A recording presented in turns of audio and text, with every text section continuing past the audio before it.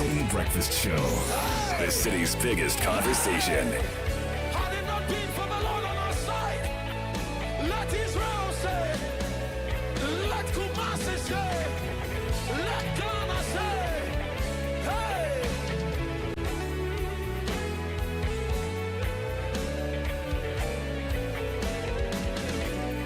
I want us to sing it.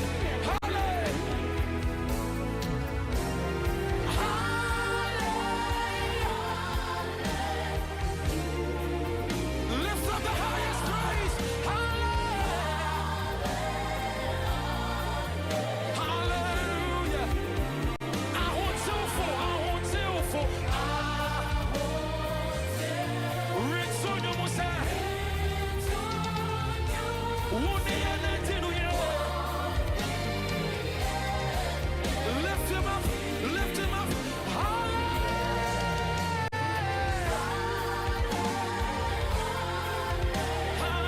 Hallelujah. So Jesus, hallelujah.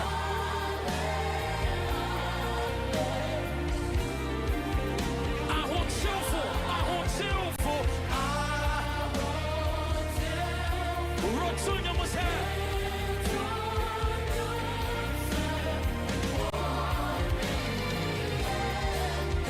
Wuni anatinu ye.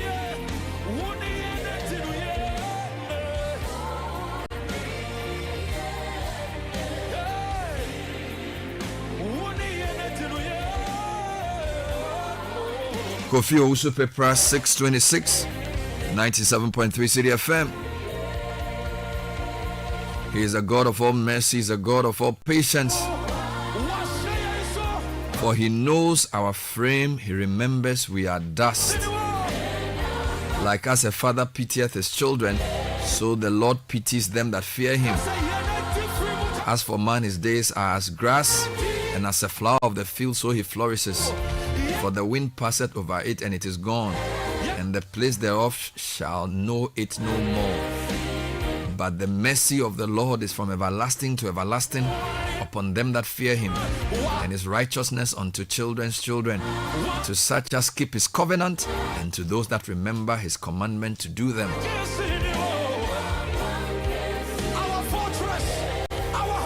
So what does it mean to you? What is his testimony in your life? What is your witness of his faithfulness? It's a great Tuesday morning, 27th day of May 2025. So many things happening in Ghana today. Missing containers have been found, but prices are not coming down still. As the Citi rallies against the US dollar and other currencies. Big issues to discuss on the show today. Starting off with Business Sense, brought to you by Access Bank. More than banking. Followed by the newspaper review segment, we have business news and sports.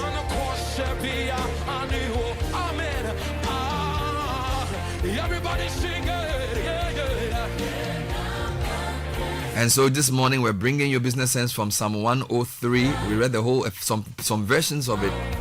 It says, for as the heaven is high above the earth, so great is his mercy toward them that fear him. And as far as the east is from the west, so far hath he removed our transgression from us. The Lord is merciful and kind, is full of goodness. His mercy is from everlasting to everlasting. His faithfulness endures to 1,000 generations. We know his greatness, we know his goodness. We bless him for his mercies. That's what we're doing this morning. Encouraging you to take part also in this amazing promotion from Access Bank as you mobilize deposits into your new or existing account. You could win your share of up to 500,000 cedis in cash and other amazing rewards like PS5s, iPhone 16s, Chromebooks and more. Join the Fakito Abeji Kasia train now, save now for the future and win big. Call 0800 004400 or go to ghana.accessbankplc.com. Access Bank, more than banking.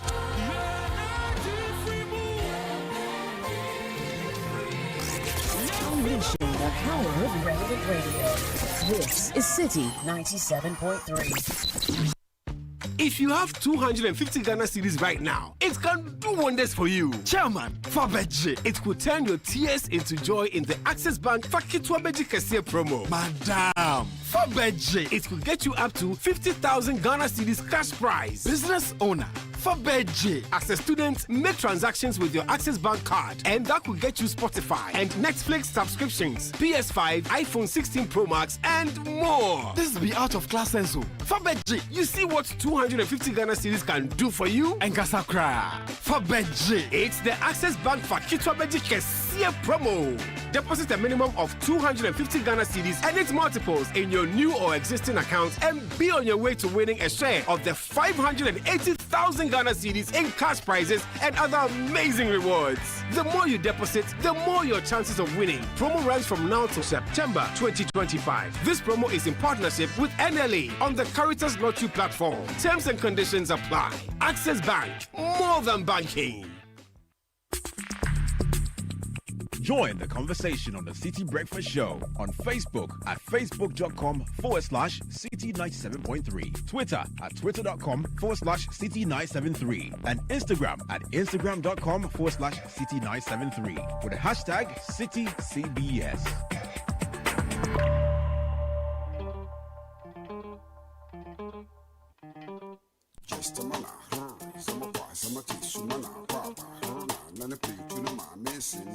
And so what are you? Only about them from a simple. What we are crying?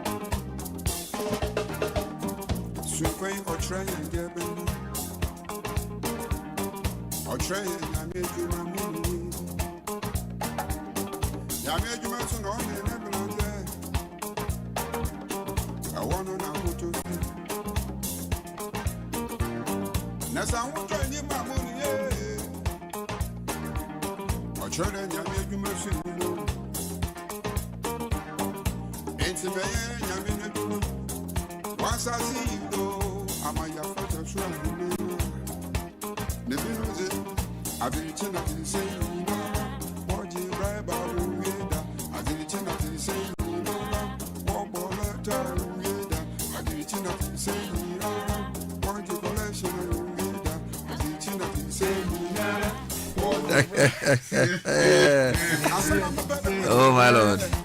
This one is called social commentary for the morning's thinking capacity. It's called Jedubliambole.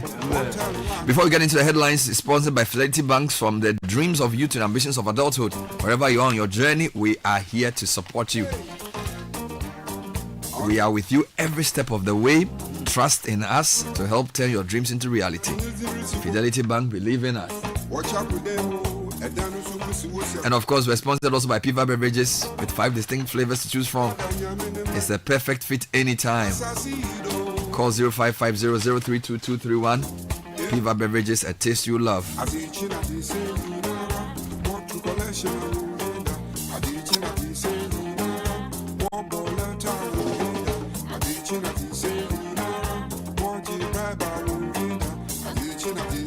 And don't forget that from the 20th to the 22nd of June, the Ifwa Sutherland Children's Park will be hosting the biggest exhibition and sale of fresh farm produce. We call it the Agri Fair 2025. 3 full days of fresh fruits, vegetables, poultry, livestock, fish stock, aquaculture, agro inputs, even processing machinery at unbeatable farm gate prices. Let me repeat, farm gate prices. Yes, sir. For those who are selling, call 0205 973 973 to register before all spots are taken. And for those who are coming, just come with a bunch of money. Come with family and friends. Yes. Treat yourself to sizzling kebabs made from beef, mutton, pork, chicken, chevron. Great taste, great value. The Agri Fair is powered by Channel 1 TV with support from 97.3 Citi FM. Sponsored by the Ghana Exim Bank, Legacy Crop Improvement Center, and the Development Bank Ghana. We are developing Ghana one farm at a time. Why do you like this song like that? No, it is when they were doing music. I think we need to go back to the roots, you know. The intro alone is like 5 minutes. I tell you. And that is what we call, popular idema. You are introduced to the thing, That's introduction. Yeah, introduction. Before the tea itself. I didn't know that introduction. That's the Hey, Charlie. No, you're a big man. Yeah, Charlie, you for bring Mogo back. Otherwise, I would say just right. One for the road. 1 man strike. No, I got to talk. You need Mogo, eh? Charlie Mogo, make me just see something. We just want to see something. Maybe like 20-year anniversary of Mogo. Yeah, so. Featuring Jeduble Apple. Yes. You can't do it, so I tell you. Anyway, so we're looking forward to a lot of things. Today has a lot of stories, so we just want to jump straight in. Today is the birthday of Fred Tete Jabalo. Hey, producer one. The executive producer. Thank you. Of the Citi Breakfast. Today I have a special birthday segment. Don't worry. I will deliver everything. Episode. And then also, Bernard, before we proceed, Agaveji and Salakopa It's in the news. are in crisis. It's in the news. Look, I went there over the weekend. You didn't know it was going to happen. Charlie. Maybe you shouldn't have gone. The tidal waves, eh? This is not. It is not funny. It is serious. And I think that there has to be urgent action to help the people there. I do know the president visited there and promised that something Talk will about the happen. Blekusu Sea defense wall. Exactly. And then in the budget, there was mention of that. I think the time has come to actually put the equipment on the road. exactly so that they can fix the problem. People are So there's a lot of stories. So I'm going to group them. So there's the court cases, right? So you have the Dubois case, and then of course the CJ matter as one. Then there's a lot of things about pricing. Yep. GPR, TU, transport unions, Cement even also. all kinds of people asking for price reductions. Then we have the ECG story, where the containers have been retrieved. Yeah, yesterday I was asking you about it, right? Yes, they've been found. And then, of course, the tidal wave situation as well. So, Caleb, start with the graphic. So, graphic begins with ECG stories. The headline story here is 2,637 ECG containers retrieved, and Ghanaian nurse wins $250,000 global award. And then there is a partnership between GCP and Graphic captured there. On the back page, cement manufacturers fail to meet price declaration deadline and then compel drivers to comply with 15% reduction in fares. This is CATS International. Somebody's also CATS asking for DSTV to reduce their prices. Zion, very The important. dollar has come down. Absolutely. So that was the graphic. What about the Times? The Ghanaian Times says this morning, flood mitigation in the Greater Accra region. More houses to go down. RESEC, NADMO, MMDCs lead operations. Also on the front page this morning, Ghana returns to bond market soon. That's coming in from President John Dramani Mahama. And then also, Basis 2 dismisses alleged bestowment of Kojo Ashon, Queen Mother. Also, the Ghanaian Times is still raising money to support a colleague of theirs who is actually in need of medical attention. Please Daily support. Guide is strong on the court cases this morning. The headline one here is Wuntumi granted bail over Galamsey charges. Right. He's seen with his counsel Godfrey Diabo Adame. And then a Dubois trial. Judge orders holds to plea bargain. And then it goes to politics. Minority meets to strategize as parliament Parliament resumes today.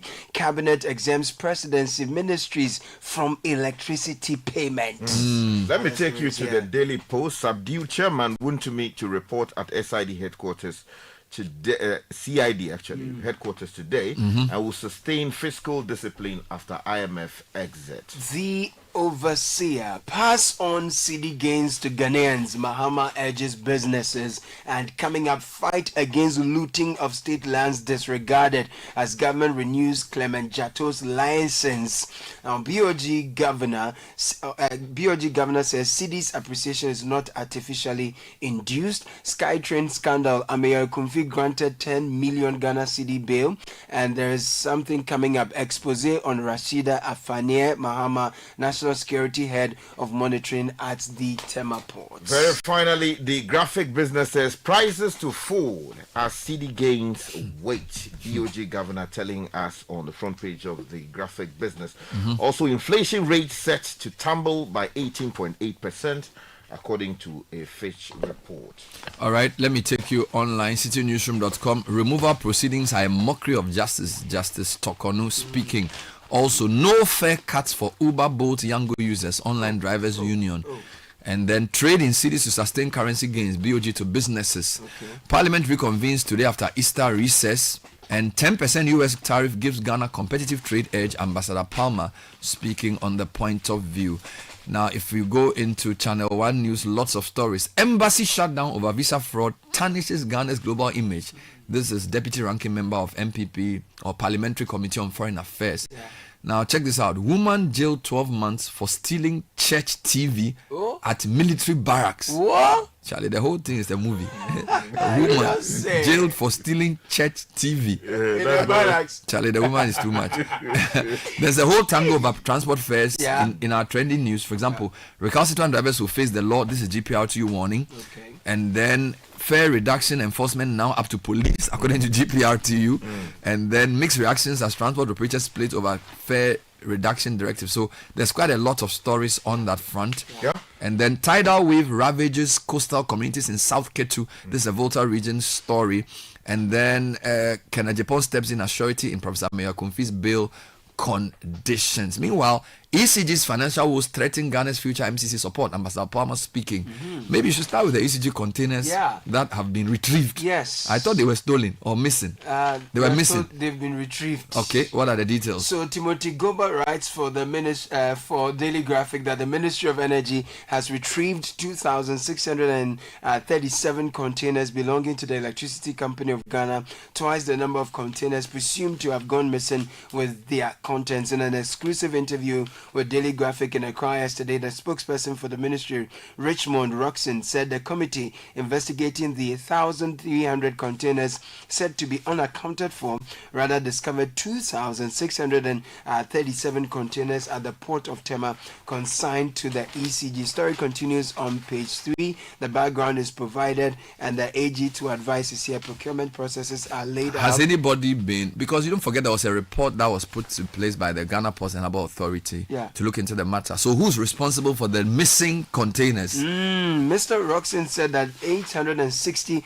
of the containers were found at the Meridian Port Services, 1,237 at the Ghana Ports Terminal, while 272 were evacuated by national security personnel. He added that 194 were located at Amaris Terminal. So this is giving you where the various stuff were seen. But Mr. Roxon said further analysis showed that 2,437 containers surpassed the 60-day clearance window and were classified as uncleared cargo. He goes on and on. In terms of who is responsible, the over 1,300 containers cannot vanish into thin air. We will ensure those responsible are held accountable. We are not told yet who they So the containers are. were found. Now, still on power sector, government approves electricity bill exemptions for presidency and key institutions. Story by William Now, Channel 1 News. The government has approved an electricity bill exemption for selected strategic institutions following a cabinet decision chaired by the president. Minister for Energy and Green Transition, John Abdullahi Jinapor, announced the measure, explaining that it is designed to ensure the uninterrupted operation of critical services in the security, health, and education sectors. Now, The exemption applies to Office of the President, Ministry of Defense, Ministry of Interior, Ministry of Health, and Ministry of Education. However, the exemption strictly covers only core operational units and exclude auxiliary or non-essential services. It then gives the details of this. The minister emphasized the initiative demonstrates government's commitment to financial discipline in the energy sector and to maintain stable power nationwide. Just a final one on the power sector.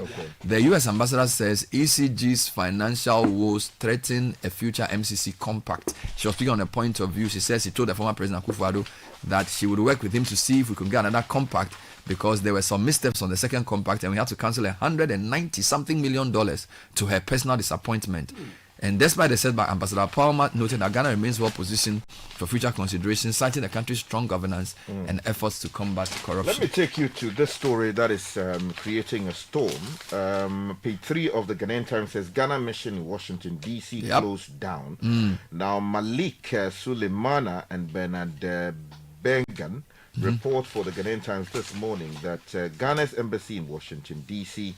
has been closed down temporarily to allow for investigations into alleged corrupt practices carried out by staff of the embassy. Now, the corrupt practices, including illegal extra charges, which had been occurring for nearly 5 years, were uncovered by a special audit team who assembled a few months ago to investigate alleged corrupt practices at the embassy. A statement issued yesterday under the hand of the Minister for Foreign Affairs, Mr. Samuel Okudzeto Ablakwa in Accra, said all staff members posted to the Washington embassy had been recalled immediately, while the embassy's IT department has been promptly dissolved. It goes on to say the statement mentioned Mr. Fred Huating, a staff member of the embassy's IT department, that he is the person suspected of doing this thing and he's been dismissed for creating an unauthorized section on the... So there's a lot of questions still around this, whether the people will be prosecuted in the US or in Ghana. Meanwhile, the Deputy Ranking Member for Parliament's Foreign Affairs Committee, Nana Asafo J.I.E., who's also MP for Bosomi Freho, has warned that the temporary shutdown of Ghana's embassy in Washington, D.C. over a visa fraud scandal could damage the country's international reputation and diplomatic credibility. Speaking on Eyewitness News yesterday, the legislator expressed disapproval over how the issue is being handled, stressing that government decision stands and sends a negative signal to the global community. So, Bernard, the question for me is how long will the shutdown be and what's the alternative for those who need the services of the facility? What is well, don't forget them? there's a New York. So Ghana has 2 embassies in the US. There's Washington and New York. So I suspect the New York office will still be running. So that doesn't mean that consular services will not be. Yeah, but I mean this decision is I think it's completely unacceptable. Look, if a staff of an institution does something wrong, isolate the guy surgically and deal with him. Bring him back and prosecute him. If he's a diplomat, you can't prosecute him like that in the US. And if it's systemic trace, the people deal with them. Closing down a whole embassy. We can follow up on that later. Let's go to other stories. Cement manufacturers failed to meet price declaration deadline. Kester Abraham Crunchy writes on the back page of Daily Graphic. Cement manufacturers have failed to declare their ex-factory prices by Friday, May 23, 2025 deadline, despite repeated directives by the Cement Manufacturing Development Committee, CMDC. Now, the declaration of ex-factory prices is essential for the committee, which is mandated by law to look into the price build-up of manufacturers to ensure there were no hidden costs or unjustified tariffs that would fleece the consuming public. Now, this follows public frustration over stagnant cement prices despite the recent appreciation of the Ghana Citi against the US dollar, which many expected to lead to commensurate price reductions. Still connected to the strengthening of the Citi is the price of fares, and compel drivers to comply with 15% reduction in fares. Cuts International, consumer protection advocates Cuts International has urged the government to take decisive action to ensure consumers benefit from recent reduction in fuel prices. The organization further called on the government to empower metropolitan, municipal and district assemblies to deregister and ban commercial drivers who refused to comply with a 15% reduction in transport fares as announced by the... It's getting very complicated now because the Yango, Uber and Bolt drivers also say they are not reducing their transport fares. Users of ride-hailing apps should not expect a reduction in fares despite the recent appreciation of the cedi and falling fuel prices. Now we are told fuel prices could go as low as 12 cedis per litre. But the Ghana Online Drivers Union says they were not consulted in the GPRTU decision to implement a 15% fare reduction across public transport services. Speaking to Citi Business News, President of the union, Francis Tengi, said the fare cuts cannot be extended to ride-hailing services because they were excluded from the decision-making process. Now, the GPRTU, let me just give you all the stories. GPRTU is saying that they have done their part and that it's now up to the police to enforce. Now, it's getting quite serious because, there are two stories. Defiant drivers are also snubbing fare reduction despite GPRT directive. This is Channel 1 News. And therefore, the GPRTU says they can't do anything but leave it to the police to enforce the directive. True. I don't know whether that's even legal, but according to a story by Juliana Odamia Sari, the GPRTU has emphasized that while it has communicated a directive of 15% reduction in transport fares, full compliance ultimately lies in the hands of law enforcement agencies. PRO Abbas Imro in an interview acknowledged that although some drivers have defied the directive, majority are adhering to the new fare structure which took effect Saturday, May 24. So we'll keep an eye on that story and see how it goes. Bernard, yesterday the president himself added his voice to the call for prices to go down. Correct. On the front page of the Graphic Business this morning, they go back to the BOG governor talking about the need for prices to go down. And the story from the business desk says Ghanaians can expect to see prices of goods and services to begin to fall in the coming weeks as the strengthening cedi works its way through the market. Bank of Ghana boss Dr. Isiama has all right, stated. now Caleb, take us to all these court cases. The one to me matter, the Edubuahin issue. Right. I also have the CJ matter here for you as well. Also in front of me. So page 3 of Daily Graphic says Wontumi granted bail over Galamsey charges. Prince Fifi York writes that the Ashanti Regional Chairman of the New Patriotic Party, Bernard Ntwibo Siako, rightly known as Chairman Wontumi, has been granted bail after reporting to the Criminal Investigations Department CID of the Ghana Police Service in Accra on Monday, May 26, 2025. He was invited to assist with ongoing investigations into allegations related to illegal mining activities. Chairman Wontumi arrived at the CID headquarters at midday, accompanied by a team of lawyers led by former Attorney General Godfrey Abuadame. Now, according to a police statement signed by Superintendent Joseph Benefo Dakwa, head of the Public Affairs Unit at the CID, the NPP Regional Chairman was cautioned over alleged involvement in unauthorized mining operations, pollution of water bodies, and entering a forest reserve without permission. Let's stay with issues like that. So let me take you to the story concerning Professor Ameya Okunfi. If you go to page 2 Sky of Train. the Chronicle. Yes, the Criminal Investigation Division of the High Court, Accra, has granted bail to Professor Christopher Ameya Okunfi, the second accused in the high-profile Sky Train corruption trial, taking into account the accused's advanced age and serious health conditions. Now, Dr. Justice Remsai, appearing as Deputy Attorney General, confirmed that at the last adjourned date, the court was informed by counsel of the second accused that the accused will be present for his plea to be taken. He goes on to provide details. So jumping from there, let me give you another update. So yesterday, the OSP issued a third statement. They said that the High Court in Kumasi has acquitted and discharged Alexander Kwabena Safu Katanka, President Akufo-Addo's nominee for Joabe Municipal Chief Executive in the Ashanti region. Now, he had been facing 26 counts of corruption in relation to a public election since May 2022.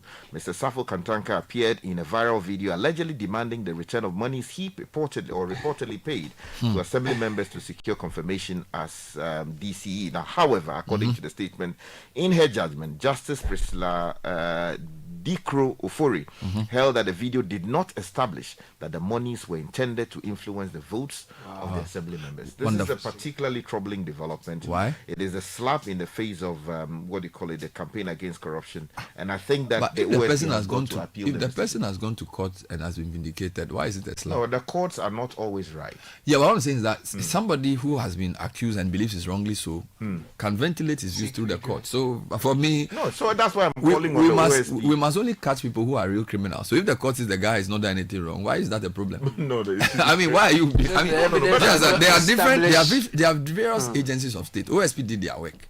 The man went to court, and the court says that from the evidence you are. So let's just move on. No, Bernard, you see, the courts decide matters based on all kinds of the body, the total assembly of evidence put together. Yeah. I am saying that based on everything we had heard from the video and then testimonies that we had heard. The decision, in my respectful view, is questionable. No problem. And the OSP has got to appeal. Let's move on. Dubois' trial. Yes, let's give us some details there. Judge orders halts to plea bargain. Gabriel Abdulrazak writes for Daily Guide, page 3. The judge conducting the trial of former Director General of the National Signals Bureau, Kwabena Dubois, and 3 others accused of allegedly stealing 49.1 million Ghana cedis from the state, has ordered that any discussions regarding plea bargaining should be held only after the Office of the Attorney General has filed a full complement of its disclosures and served same on the accused persons. Wonderful. Now, suspended CJ Justice Gertrude Tokonu has condemned the Justice Waman Committee's proceeding investigation petition for a removal, calling them a mockery of justice and a ruse to unjustly remove her from office. Now, in a supplementary affidavit filed with the Supreme Court as part of a legal challenge, Justice Tokonu alleges violations of her dignity and fundamental rights, describing the treatment she has endured as inhumane and degrading, and accusing the process of desecrating the constitutional protections. She also criticized the choice of venue for the hearings, which are being held in a high security zone, unlike previous similar inquiries conducted at the Judicial Service Court complex. Now, I'm taking you to the Volta region now,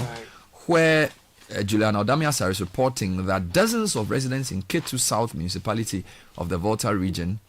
Indeed, this story came to us by Sylvia Awi of our partner station in Keta, and in Aflawa actually, she has disclosed that dozens of residents in Ketu South municipality in the Volta region have been displaced following a series of tidal waves that ravaged coastal communities including Agaveji, Salakope and Amutinu. Channel 1 can confirm that although the waves have receded, they left behind extensive damage. They not only swept away homes, but also submerged sections of the main road. And there was a very serious video of a truck, what do you call it? An escape. I didn't call it what, like this earth moving equipment trying to clear the sand for the road to be even visible. They swept away homes, submerged sections of the road, leaving it covered in seawater and sand up to 12 centimeters deep. Oh my goodness. Social amenities, including schools and other public facilities, are under threat as the tide continues to eat away the coastline. Reporting from the scene for Channel 1 newsroom, broadcast journalist Sylvia Esiawuye revealed that the rise in the tide began 3 days ago, forcing residents to take shelter in churches or sleep in the open. Residents have called on authorities to act swiftly to provide both relief and permanent solution to the worsening threat of flooding. Still talking about flooding, if you go to the center spread of the Ghanaian Times, flooding mitigation in GAR, more houses to go down. The story by Cecilia Yadalagba says more illegal structures on waterways are to be pulled down starting from today. As part of flood mitigating measures in the national capital, the Greater Accra Regional Minister, Madame Linda Oklu, has warned.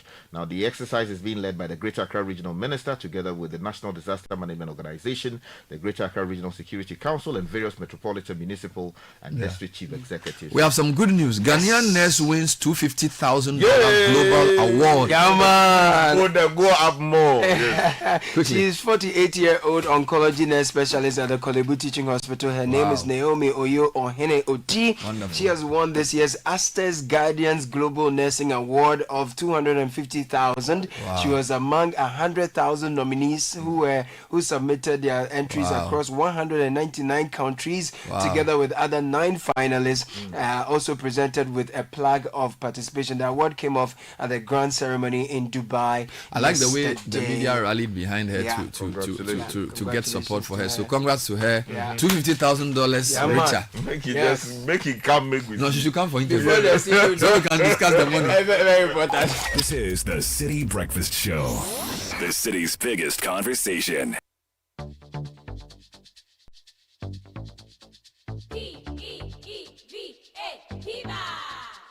Looking for a burst of flavor in every sip?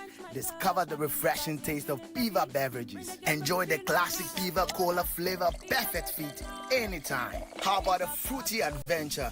Try our delightful Piva orange fruit drink packed with recognized citrus flavor. Craving something exotic? Our Piva cocktail fruit drink brings the tropics to you. For a sweet and juicy treat, grab our grapefruit drink and don't miss out on the refreshing Piva Tangerine fruit drink, bursting with tangerine flavor. Piva Cola, Piva Orange, Piva Cocktail, Piva Grape, Piva Tangerine.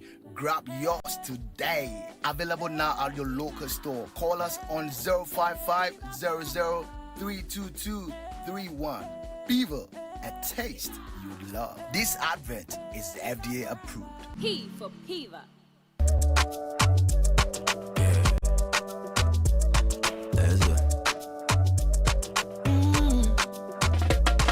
My body, when you wake up in the morning and you know the money calling, oh, you go work, but you know it's out your side.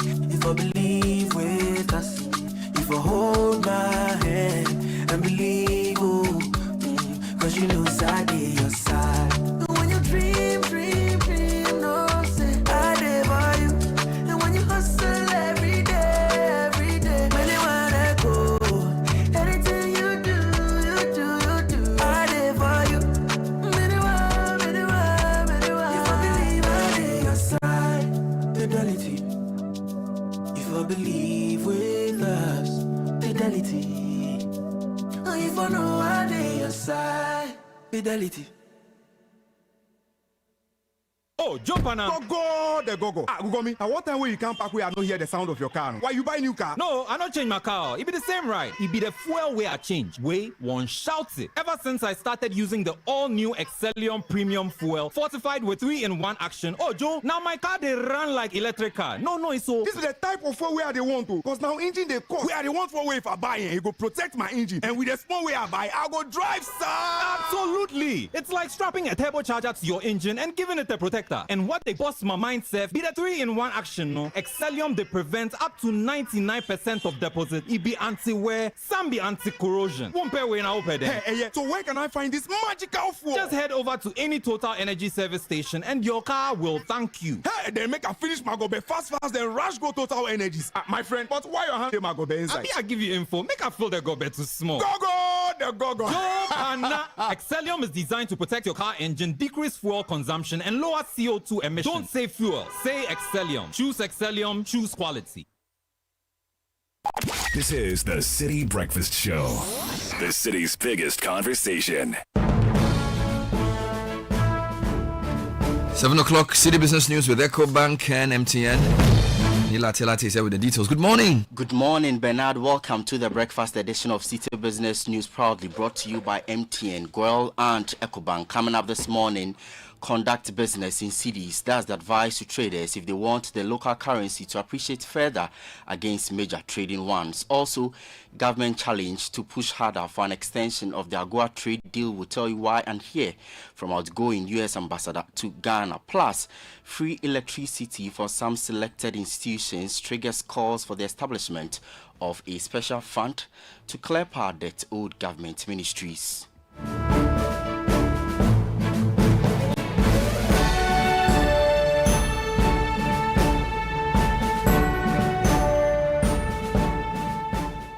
I am Ni Latte. Thanks for accompanying this morning. Details of our stories now.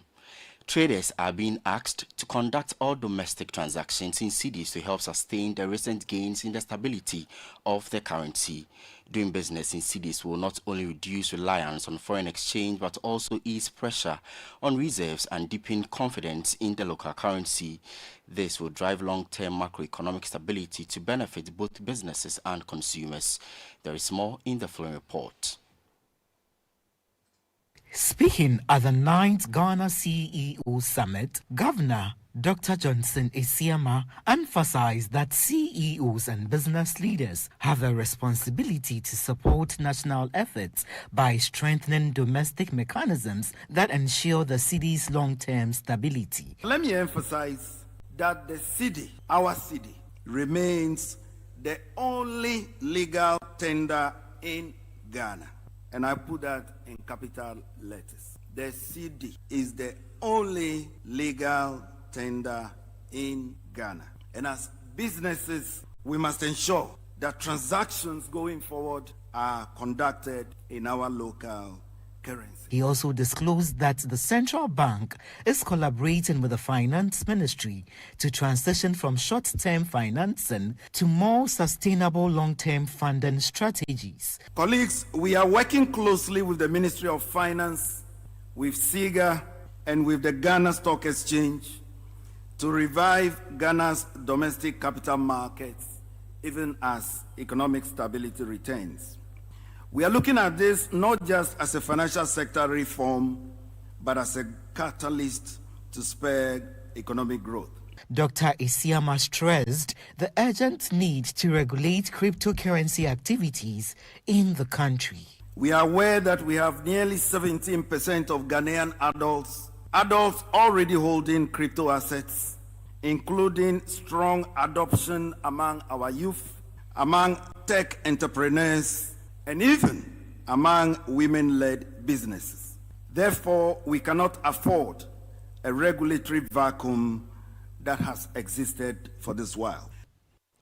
That was Emmanuel Ponce's report. A perfect time for some forex market update, and the dollar is trading at 11 cedis 30 pesos. The British pound going for 15 cedis 60 pesos. That of the euro could be sold to you at 12 cedis 90 pesos. Well, these remain average rates by forex bureaus and not the Bank of Ghana's interbank rate. Moving on, the outgoing U.S. ambassador to Ghana, Virginia Palmer, believes recent global tariff shifts could give Ghana a competitive advantage in international trade. Speaking on Channel 1 TV's The Point of View, Ambassador Palmer noted Ghana faces a 10% tariff on export to the U.S., a rate lower than what some competitors pay. She is therefore urging local policymakers to push harder for an extension of the AGOA, which expires in September. There are 10% tariffs applied globally, which is a tack that the new administration in the United States has taken. That may be in the short term to Ghana's advantage vis-a-vis its competitors. Oil and gas, which is the major export to the United States, is not subject to tariff. Cocoa right now is, but that's a 10% tariff. Cote d'Ivoire, which is your major competitor, is subject to a 21% tariff. The same is true in apparel, which I know President Mahama cares a lot about because it employs a lot of youth and women. If Ghana faces a 10% tariff, but Bangladesh and Vietnam face 47% and 63%, because there were 60 countries that got a tariff that was much higher than 10%, that may redound in the near term to Ghana's advantage as the apparel market kind of sorts itself out.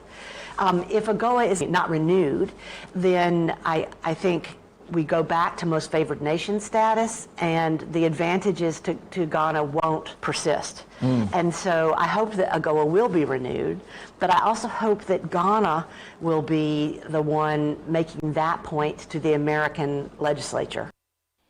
Ambassador Palmer has also been raising concerns about the persistent losses at ECG, warning that such inefficiencies threaten economic stability. A key element of the last compact was the financial viability of the ECG. Because ECG is bleeding your exchequer, and it's bleeding your exchequer more than we thought. I used the factor $1.4 billion a year. When the Minister of Finance spoke to the National Economic Dialogue, he said $2.2 billion a year, which is essentially effectively the scale of your IMF program. So those losses, either at the electricity pole or in the counting rooms, are enormous. And I was very pleased to see President Mahama announce a panel to evaluate ECG and what reforms are necessary. I think reform of ECG is going to be good for the Ghanaian economy, full stop. You need to do it because it'll be good for the Ghanaian economy. Virginia Palmer is the outgoing U.S. ambassador to Ghana, but still on the energy sector, because players there want government to set up a special fund from accrued national revenues to clear electricity debt owed by key ministries. They say such a move is critical to avoiding service disruptions to essential sectors. This follows a directive exempting strategic state institutions from paying electricity bills, a policy expected to avert interrupted delivery of core public services. Daniel Odo-Mensah reports. The government has granted electricity bill exemptions to core operational units within key ministries, including the Office of the President, Ministry of Defense, Ministry of the Interior, Ministry of Health, and Ministry of Education. These exemptions apply strictly to essential facilities such as hospitals, classrooms, laboratories, and emergency response units. Non-essential areas like dormitories, dining halls, staff residences, and recreational spaces are excluded. The Executive Director of the Center for Environmental Management and Sustainable Energy, Benjamin Nsia, has called on the government to create a dedicated fund to help offset the energy debts incurred by these critical ministries. At the end of the day, we may not get revenue to offset because based on experience, government has always had arrears to pay in the power sector, and that has always happened because government doesn't actually have a dedicated fund within the revenue streams to spend on these critical components of the budget. So we need to find that source of revenue. Benjamin Nsia also stressed the need to explore additional avenues for settling legacy debts in the energy sector. When it comes to power, it's not known, but the general liability or general arrears borne by government to the power sector has always been around $120 million. So I think that in the coming days, some of these assessments must be done for us to know how much these critical institutions pay in terms of power, and whether these new policy we are introducing will help them to conserve power or be very efficient in the utilization of power. You heard Executive Director of the Center for Environmental Management and Sustainable Energy, Benjamin Nsia, ending Donald Drumens's report. That's how we end today's breakfast edition of City Business News, sponsored by MTN, Goil and EcoBank. There is more news on citynewsroom.com/business. I am Nila Tilati. Do have a good business day. Charlie, where are you? Bossman, I'm at the bank. Really? But your car is in front of your house. Bro, my bank on my phone, Charlie. Oh, how? EcoBank, bro. With EcoBank mobile app, I can do everything, anywhere, anytime. Listen, I just checked my account balance, paid Ahmed's school fees, and sent money to my grandma at Walwale. Oh, wow. Wow. Massa, just download the EcoBank mobile app from the Google Play Store or the App Store, or dial *770# and be your own bank manager. Manager. Whether to pay bills or fees, to check account statements, send money across Ghana, abroad, and more, EcoBank mobile app has got it covered. EcoBank Mobile, making everyday people live everyday lives the EcoBank way. EcoBank, the Pan-African bank. It's your day off and you end up looking after the baby while your wife goes off to work. You realize you have no idea how to change a diaper. So you video call your wife. Hello, darling. Yeah, hello. Hello. Kojo, is everything all right? Everything is not all right. I'm not seeing Topo. How do I change a baby's diaper, please? Kojo. Okay, first, put the diaper. The video call freezes. While you wait for the internet to catch up, the baby sprouts a fountain and wets the diaper. As you are getting a new one, your wife comes back online. Kojo, no. But I have to go and get a new diaper. What must I do next? I beg, quick. Open the front of the diaper. It's the side that has... Wow, look. The video freezes again. Abba. By now, you know where the conversation is going. There's no buffering in real life, so why accept it from your internet connection? Get connected and experience ultra-fast internet to your home, powered by MTN Fiber Broadband. From the Internet Masters. MTN, everywhere you go. This is the City Breakfast Show, the city's biggest conversation. 7:11. Let's talk about emergencies and focus on money. Save this number on your phone now. *770#. *770#. And remember, it is your magic number. Anytime you have a money emergency, EcoBank makes this possible. If you want instant access to loans, funds transfer, utility payments, airtime, data purchase, even without data, this is your lucky magic number. No need to panic when you have money emergency. EcoBank will always come to your rescue. Dial *770# now for solutions to your money emergencies. EcoBank is the Pan-African bank, proud to be associated with the breakfast edition of the City Business News. MTN is also proud to be associated with us as well. So hey, boss lady, yes, you, the go-getter, the planner, the do-it-all woman building her business one bold step at a time. MTN sees you. We are cheering you every step of the way. That's why we've created the MTN Ejumapa just for you. As more than the bundle is your new business bestie, special data and call bundles. You stay connected to your customer, suppliers, everything that helps your hustle thrive. There is more. MTN Ejumapa comes with insurance benefits to help protect the business you've worked so hard to build. because we know you are not just working for today, you're building tomorrow. So it's time to level up and scale up, shine brighter than ever. Dial star 5060 hash, grab your Ejumapa bundle. Let's get to work on your success story together. MTN Ejumapa, powering women businesses.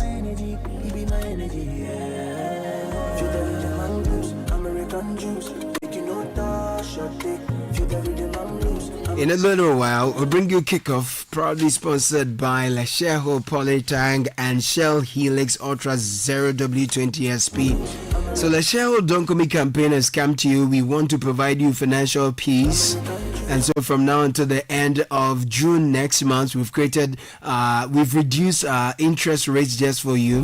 Whatever your money expenses are, choose us, call WhatsApp or WhatsApp now on 02700 4799 02700 4733.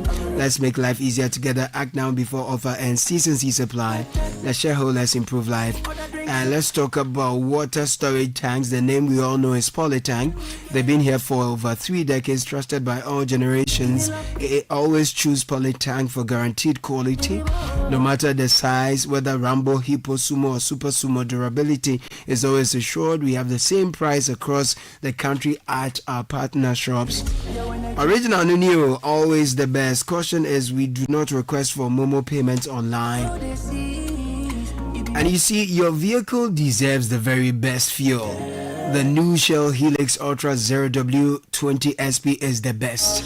Fully synthetic motor oil designed from natural gas using Shell Pure Plus technology. Prevents dirt build up with exceptional cleaning power. Gives you stronger, longer lasting engine performance. If you want your classic car to run smoothly like a Ferrari for years, come to us and use Shell Helix Ultra 0W20 SP, made for premium. And Edwin Kwalkove is here for Kickoff. If you know they with me, I dey feel am for body. Make you no kill my spirit. Your energy will kill my soul. And if you know stay with me, got my heart beat go the seas. You be my energy, you be my energy, yeah. Feel the rhythm and blues, American juice. Make you no dash or take. Feel the rhythm and blues, American juice. Make you no dash or take. Feel the rhythm and blues, American juice. Make you no dash or take. Feel the rhythm and blues, American juice. Make you no dash or take. This is the Citi Breakfast Show, the city's biggest conversation.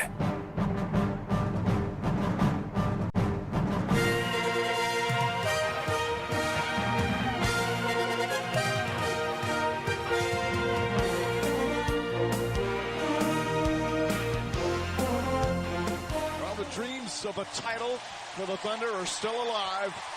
OKC is going to the conference finals.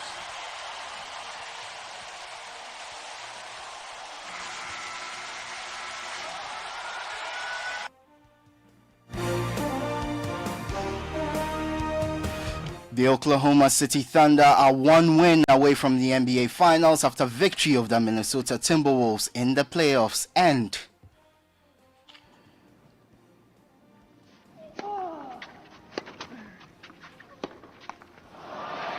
première manche, c'est net. C'est jeux à 4.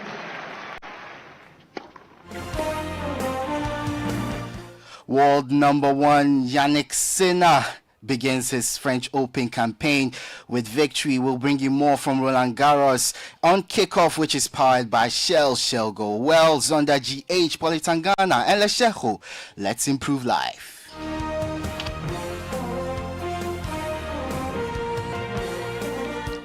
I am Edwin Kwakofi. Let's begin with the Black Stars, and they will face Nigeria's Super Eagles in the inaugural Unity Cup match on Wednesday at Brentford's GTEC Stadium. Ahead of the encounter, Coach Otto Addo has announced a squad featuring several debut call-ups alongside the return of some old names. Here's more in this report. Comes out to Partey, hits it well, it's gone in under the goalkeeper.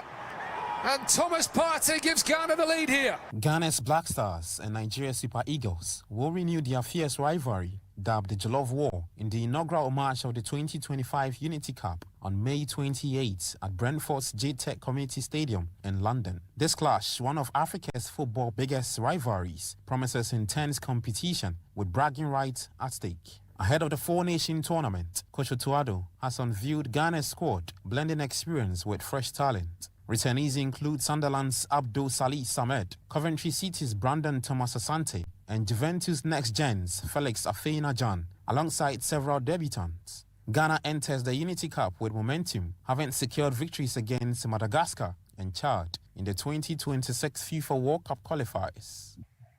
The Black Stars have had a not too stable performance, but I think that our clarion call to the entire sporting public to be supportive of the Black Stars have yielded good results.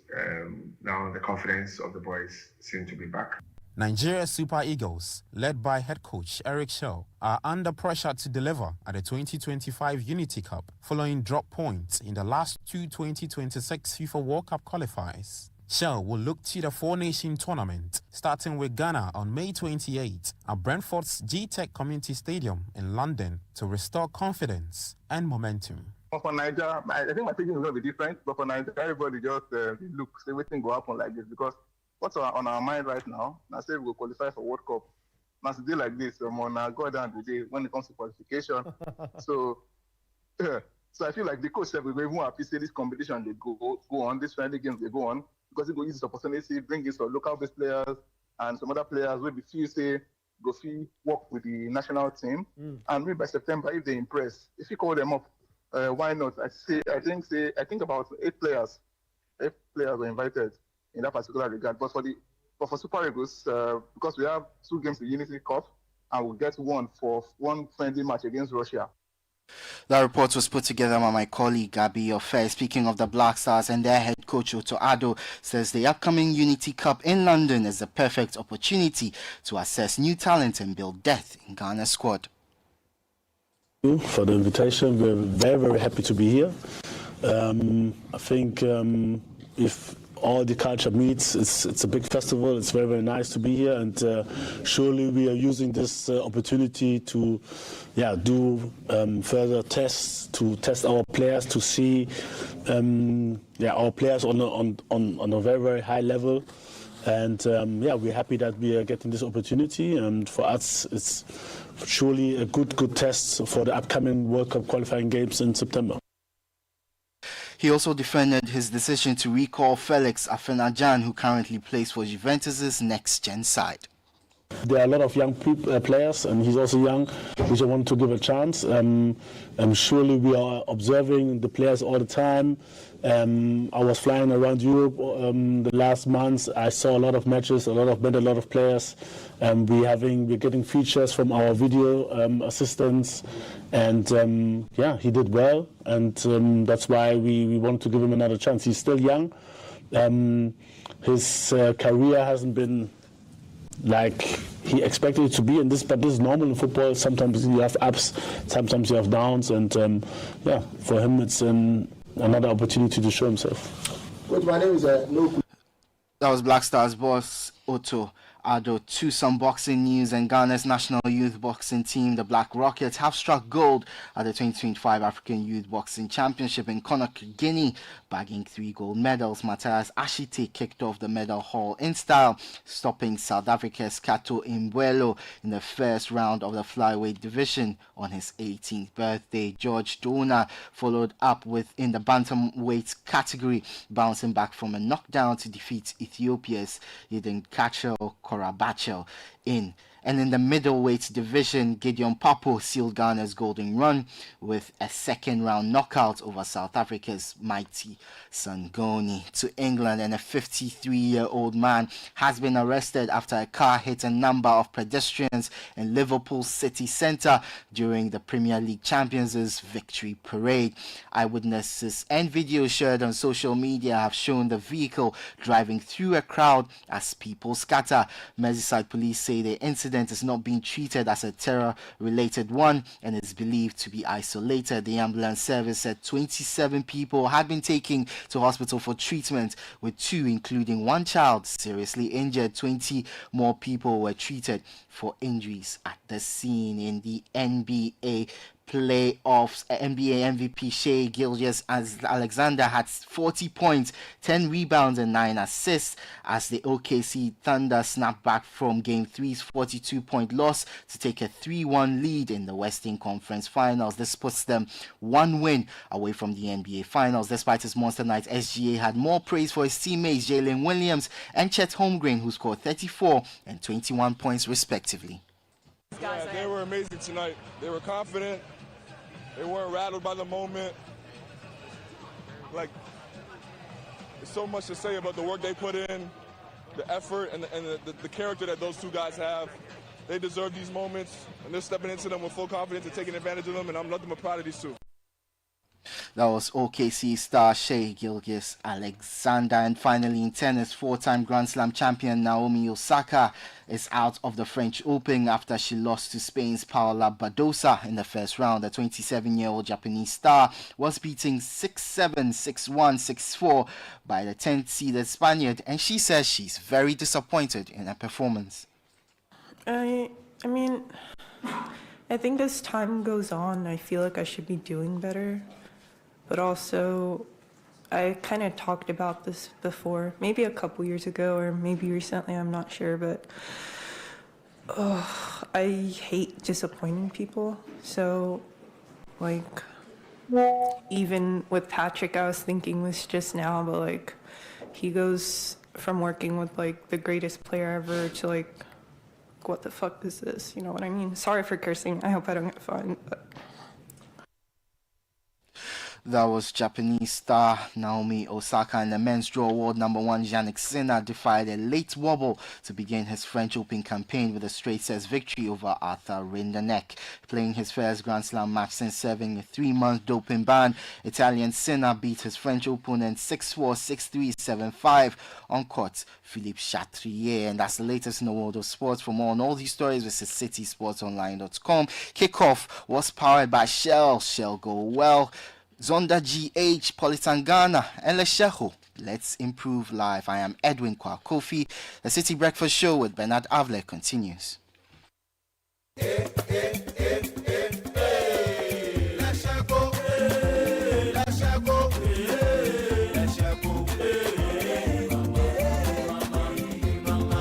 you need unique services, innovative financial solutions, we deliver on our promise, cause we are number 1. Let's go, we improve your life.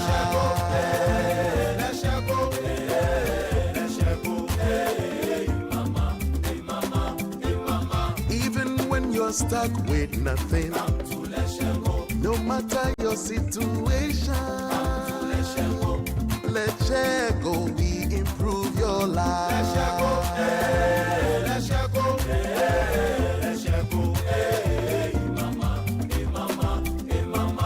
Let's go, we improve your life. Where are you headed today? Techiman, Salaga, Aflao, or beyond? At Shell, we believe your true destination isn't just today's journey. It's about where you want your business, your family, and your dreams to be tomorrow. So Shell Rimula is formulated to help you journey better. With anti-wear additives for ultimate protection, Shell Rimula with advanced Protection Plus technology prevents oil thickening and guards against harmful deposits. Shell Rimula oils help your engine start effortlessly in any weather, because when your truck starts, your journey starts. Shell Rimula, the engine oil that works as hard as you. Drive forward. Reach your real destination with Shell Rimula.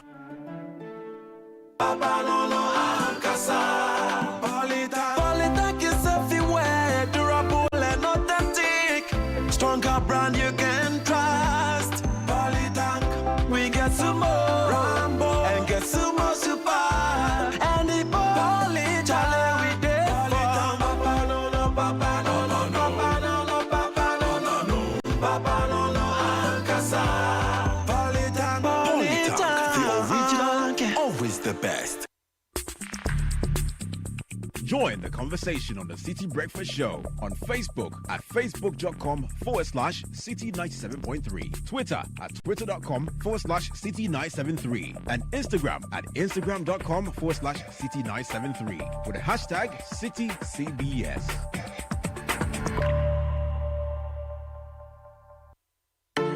Are you ready to lead like never before? Ready to master the art of strategy and inspire teams that thrive? It's the Management Bootcamp 2025. An exclusive high-impact training for mid to senior pros. Learn from Ghana's finest industry minds, brought to you by Channel 1 TV and 97.3 Citi FM. From the trusted voices of excellence, Citi FM and Channel 1 TV comes an elite training experience designed to sharpen your strategy, leadership, and communication. Make a date for the Management Bootcamp 2025 from Sunday the 22nd of June to Saturday the 28th of June 2025. The venue is the Platinum Bay and Passion Base Hotels. Call 0242-011-424 to register now. The Management Bootcamp 2025. Lead forward. The Management Bootcamp 2025 is powered by Channel 1 TV with support from 97.3 Citi FM.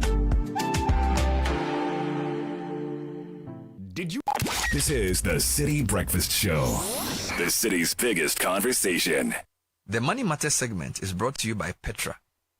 Petra, achieve more. Welcome to the Money Matter segment with Petra. Investing is like farming. You plant today, nurture the crops, and harvest in the right season. But just like an unexpected drought can slow growth, markets too can dip. Don't panic. It's part of the journey. At Petra, our seasoned investment experts monitor trends and adjust strategies to keep your future secure.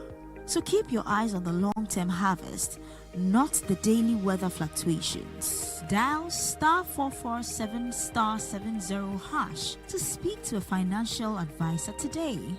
Petra, achieve more. The Money Matter segment was brought to you by Petra. Petra, achieve more. Unleashing the power of relevant radio. This is Citi 97.3. Did you know that worms take away nutrients from the food you eat? Just listen to them. Brothers, yesterday the food nice, huh? Oh yeah, the choba woman there, she did try wa. Charlie, something come on. Eat food. It did taste like banana. Make a taste some. Make me try a taste. Make a taste. Hey, something is doing me. Something is doing me too. Oh, it be Vermox. Vermox banana flavored dewormer is available in both suspension and tablet and is suitable for children and adults. It's good for you, bad for worms. Not recommended for children under 2 years and pregnant women. This advert is FDA approved. Hey there, all enterprise customers. We are rewarding all of you just for standing by us all this while. Simply keep doing the things you've always done with us, like renewing policies, making purchases, and more. The twist though, you have to do them on our self-service portal via web or the Enterprise Advantage app. Once you log into the portal, access Advantage Points and do any of the transactions you're allowed to do there in order to earn points. The more you transact, the more points you earn. The points you earn can be used to redeem loads of airtime, Momo, and other rewards. It's that simple. Just visit the portal, log in, and enjoy. Visit my.enterprisegroup.net.gh or download the Enterprise Advantage app to get started. Enterprise Advantage Points, because nothing you do should be pointless. Enterprise, your advantage. Join the conversation on the City Breakfast Show on Facebook at facebook.com/City97.3, Twitter at twitter.com/City973, and Instagram at instagram.com/City973 with the hashtag CityCBS. The City Breakfast Show. Rise above the noise.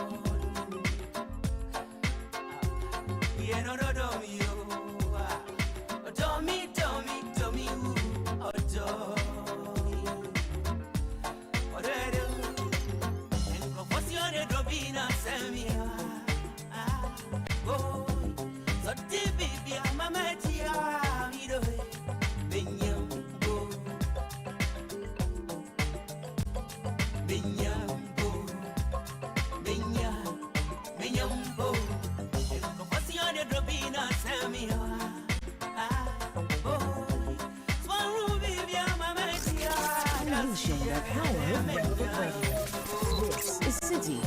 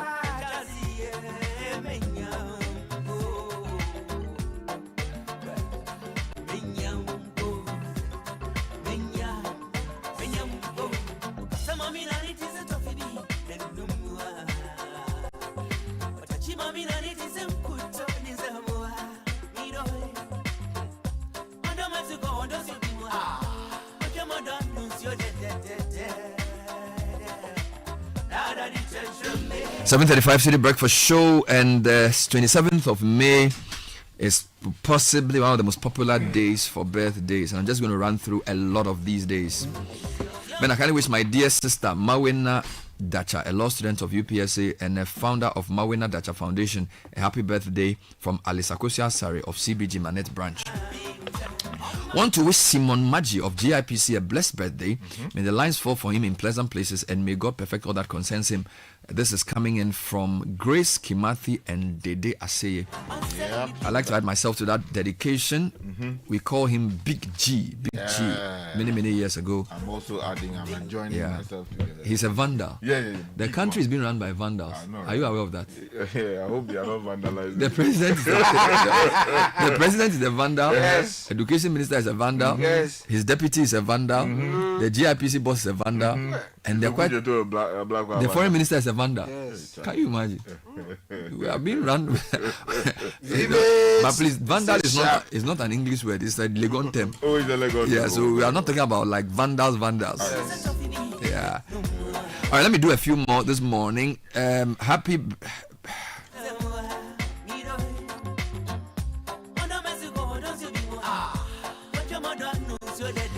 birthday to Mrs. Cynthia Edu, Deputy Registrar at the Office of the PRO Office of the Pro Vice Chancellor, Research and Innovation, University of Ghana.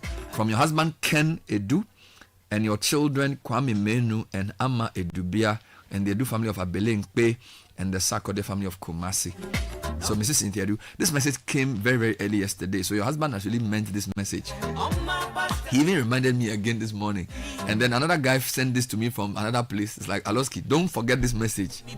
So Mrs. Cynthia Edu, I think the plans of you are good and not for evil. Let me do a few more. Kindly shout out to a nurse called Ruth Ajiman of Temajena Hospital Adults Emergency, for a dedication in providing medical attention to patients at the emergency unit. I salute her. Coming in from Ken to an emergency nurse, Ruth Ajiman, Tema General. Well done in your job.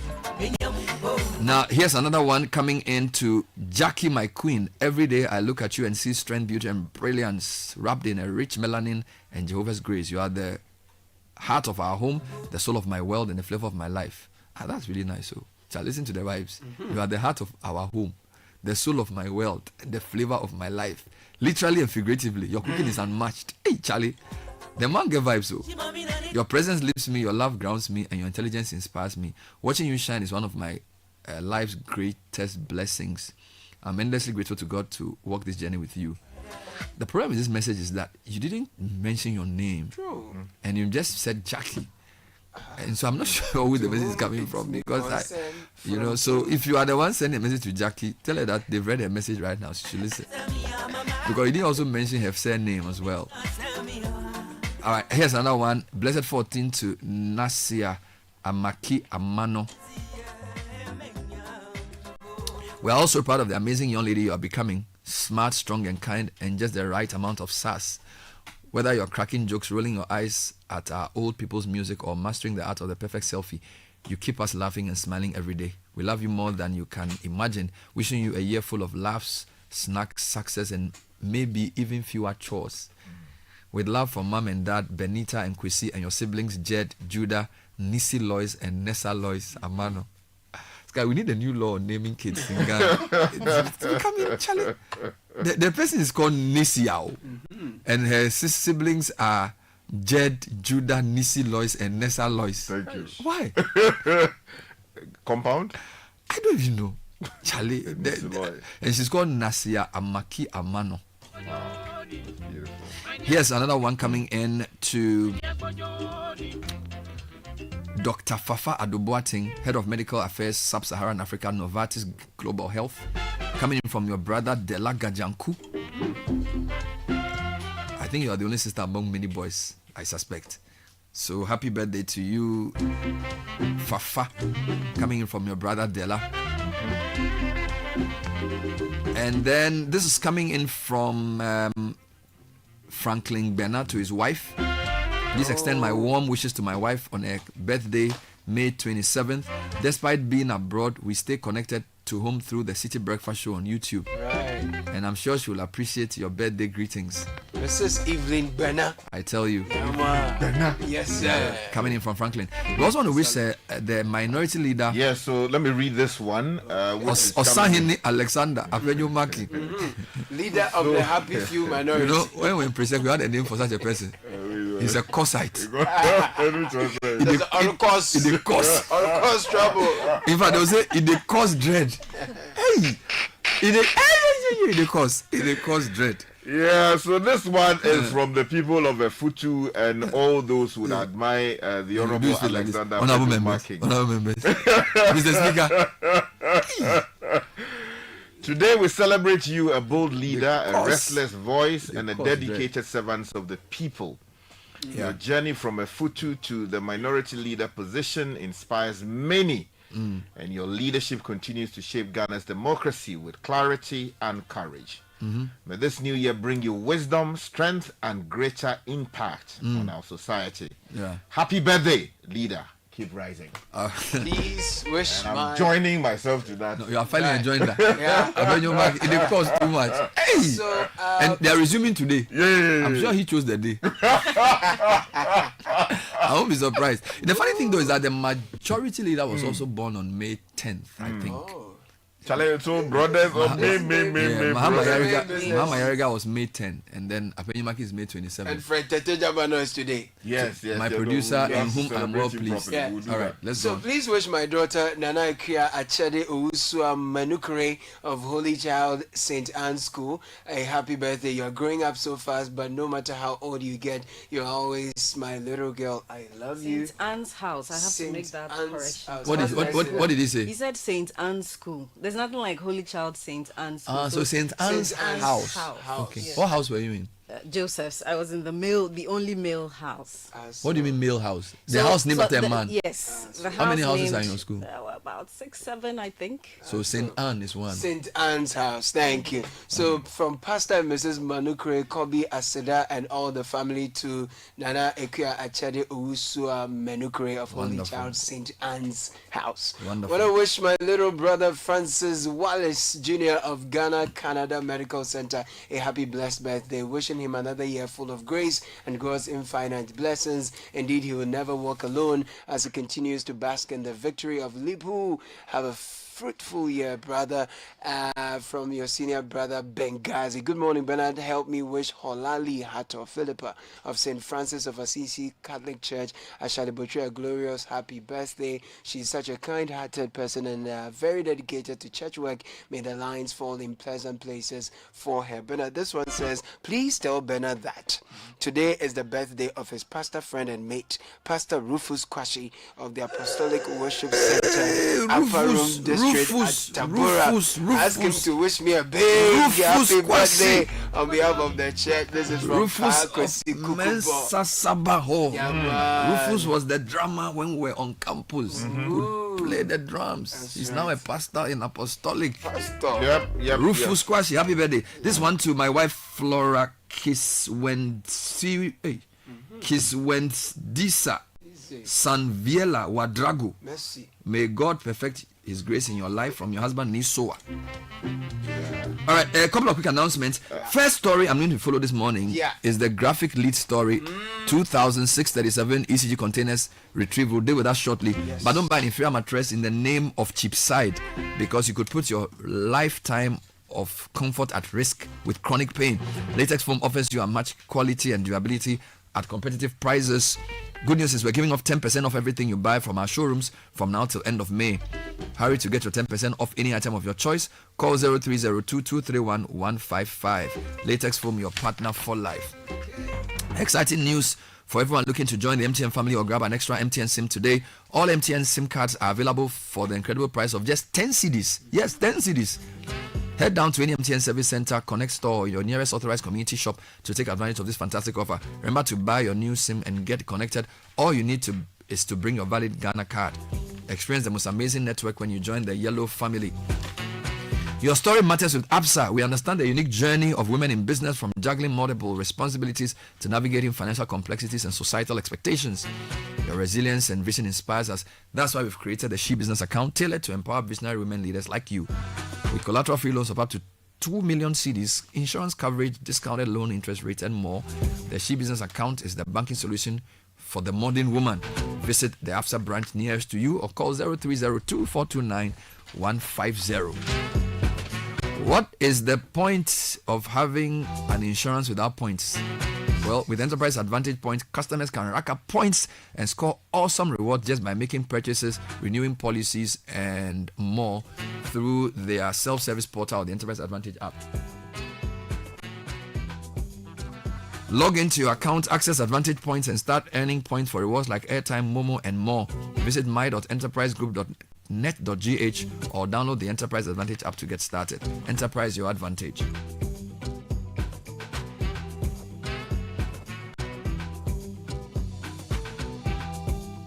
Now, if you're looking to fast-track your investment process, take advantage of GIPC's 24-hour premium service designed to speed up investment registration and approvals. Once you submit all required documents and pay, your registration, certificate renewal, or quota application can be processed in just 24 hours. So no more long waits, just premium service designed with your business in mind. Go to gipc.gov.gh or call 0200-112-204. Kindly note that terms and conditions apply. All right, so what is going on with these containers? The story broke in March, where we were told that of some 2,400 and something containers, they couldn't find 1,500 or 1,300 or something. Now we are told they've retrieved 2,637 containers from ECG. Francisca, what on earth is going on? Okay, so I'll give you the details. This is a story by Timothy Goba. And it reads, the Ministry of Energy has retrieved 2,637 containers belonging to the Electricity Company of Ghana, ECG, twice the number of containers presumed to have gone missing with their contents. In an exclusive interview with the Daily Graphic in Accra yesterday, the spokesperson for the ministry, Richmond Roxon, said the committee investigating the 1,300 containers said to be unaccounted for rather discovered 2,637 containers at the port of Tema, consigned to the ECG. Wow. Okay, the story continues on page 3. It says a number far above the initial missing items, making reference to the disparity between the numbers. He said as of April 30, 2025, ECG had 2,583 outstanding containers at various locations. Mr. Roxon said 860 of the containers were found at Meridian Port Services, 1,237 at GPHA terminals, while 272 were evacuated by national security personnel. He added that 194 were located at Amaris terminal, while 20 were retrieved at Atlas Manufacturing Terminal. So it also has the background. Give me the background. That's what I'm looking for. Okay, so let's go there then. In March this year, during an official interaction between the Minister of Energy and Green Transition, John Abdullah Jenapo, and the Electricity Company of Ghana, ECG, the power distributor claimed to have 2,491 uncleared containers filled with cables and other essential equipment at the Tema port. The minister subsequently set up a committee chaired by Professor Innocent Senyo Aqua to investigate the claims. The committee found that while ECG claimed to have 2,491 uncleared containers filled with cables and other essential equipment, an independent audit at the port found only 1,134 containers, leaving 1,357 missing. Mr. Jenapo expressed concern about the situation and assured the public that it would be investigated. Okay, so this is a quote. The over 1,300 containers cannot vanish into thin air. We will ensure those responsible are held accountable, he stated. Thereafter, the minister set up a committee made up of the National Security, the Ministry of Transport, GPHA, and Customs to investigate the ECG's containers that could not be accounted for.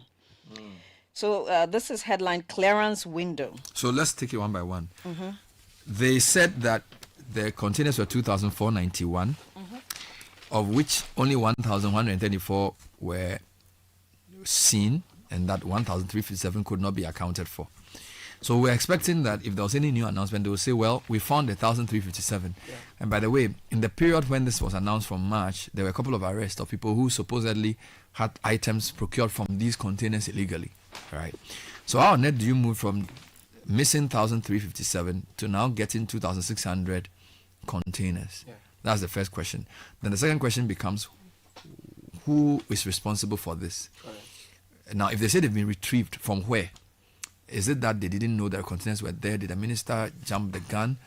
So many unanswered questions. And all this further brings, I'm not sure if it brings too much light, but we'll see. We'll speak to the man who gave the interview to see if he can give us some clarity on this matter.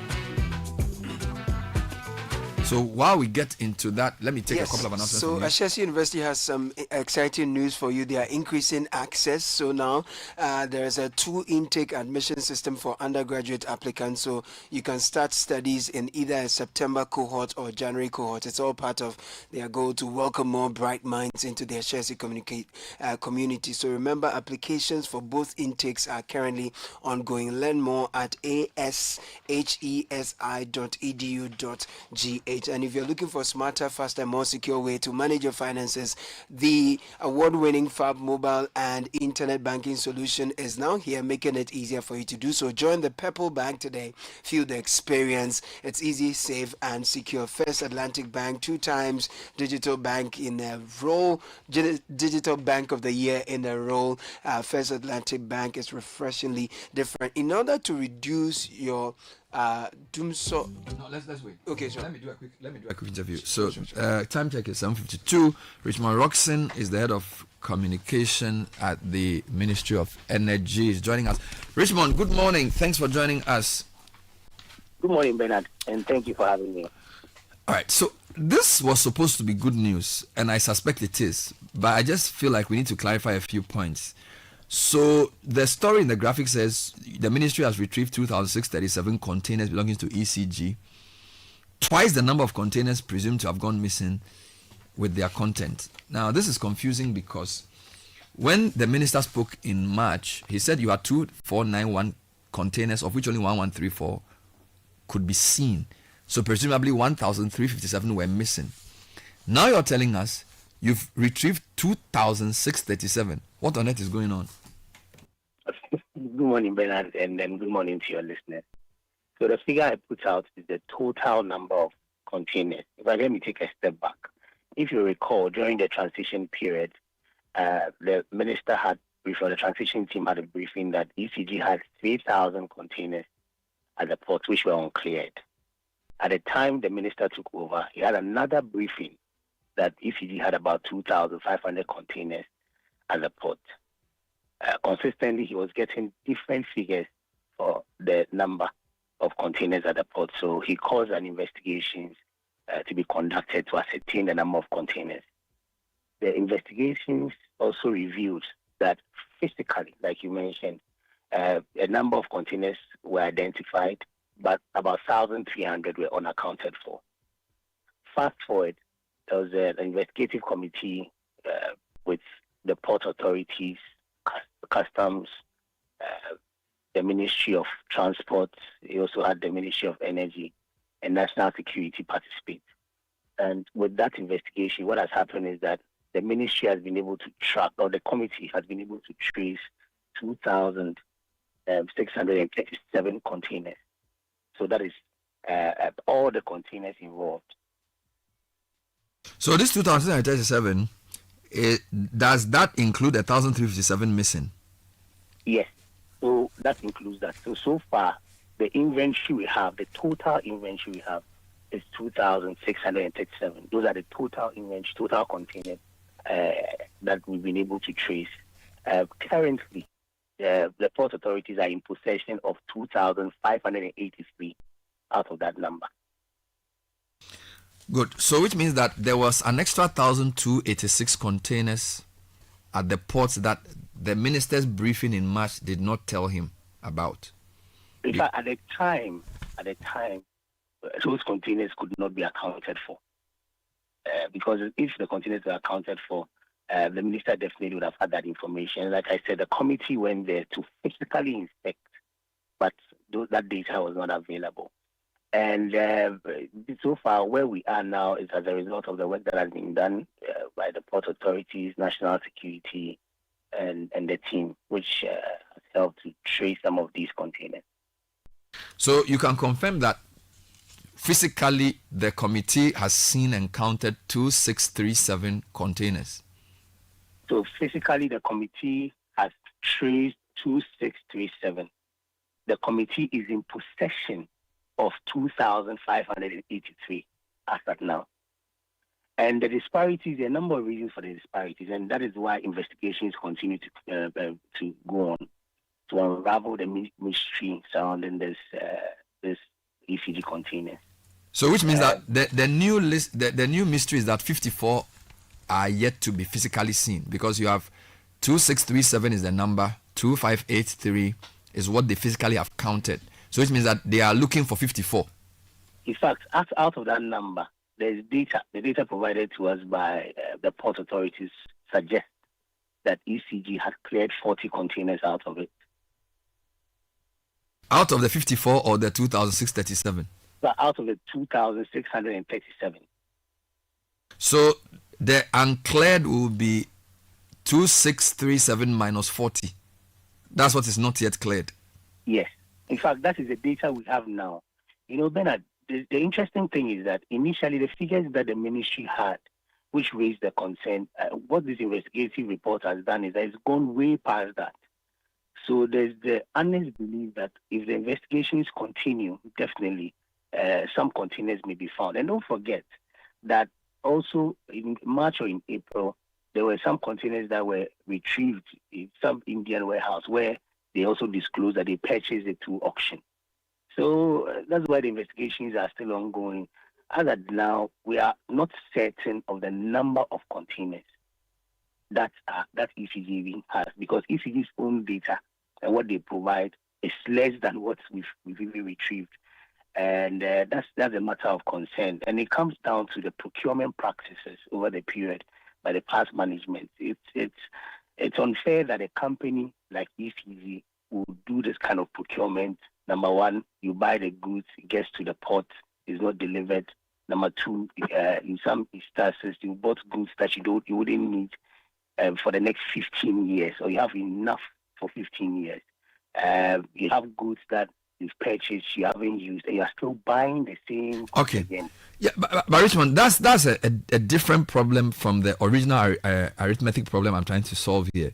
Yeah. The minister said 1,300 containers cannot vanish in thin air, so presumably he did not know where the containers were, but the committee's work has shown that the containers, and based on what you've just said to me, were at the port all the time, at least all of that time. So did the minister rush in concluding that the containers were missing when indeed the proper audit hadn't been done? No, that's not the case. But when you go to the port and you have goods and you are showed where your goods are supposed to be, you expect that you see the goods immediately you get there. If you cannot find the goods and you commission an audit or a committee, and the committee reaffirms your position, you cannot say that the minister rushed. No, the data available to the minister at the time is what he put out. And moving forward, in fact, fast forward, what the port has done is that they've made further disclosures. But at a point in time, 1,103 containers were found at the uncleared cargo list. 1,103. And all these information were not available to the minister at the time he was giving his briefing. If you say the containers were found at the port, what I'm trying to suggest is that they never left the port, did they? It was just a question of going to see if they were there, because in your breakdown, you're giving where they were. You said, for example, that 860 were found at Meridian Port Services, 1,237 at GPHA Terminal, 272 at National Security Personnel, and then 194 at Amaris Terminal and 20 at Atlas. So my point is, they were at the port all along.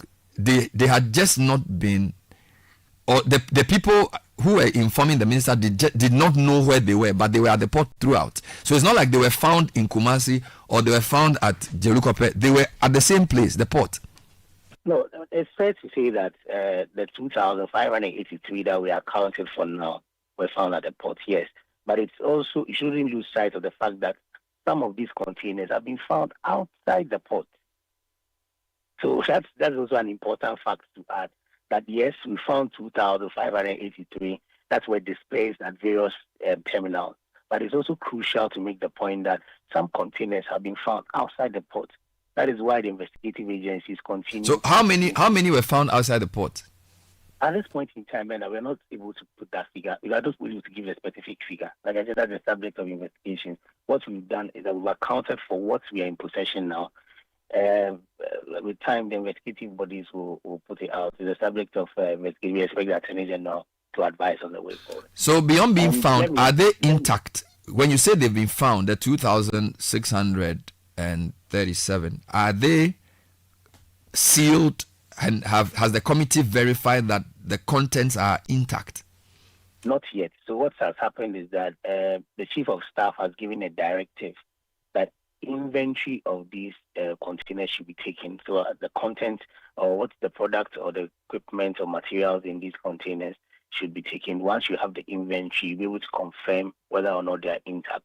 And then subsequently, the other directive that the Chief of Staff has also given on the subject. So yes, we can speak about the containers, but whether or not the content of these containers are intact or not, we haven't concluded that process now, yet. Without seeming as if I'm going back, you said that there were two briefings for the minister, which had two contradictory numbers, An initial briefing said there were 3,000 containers.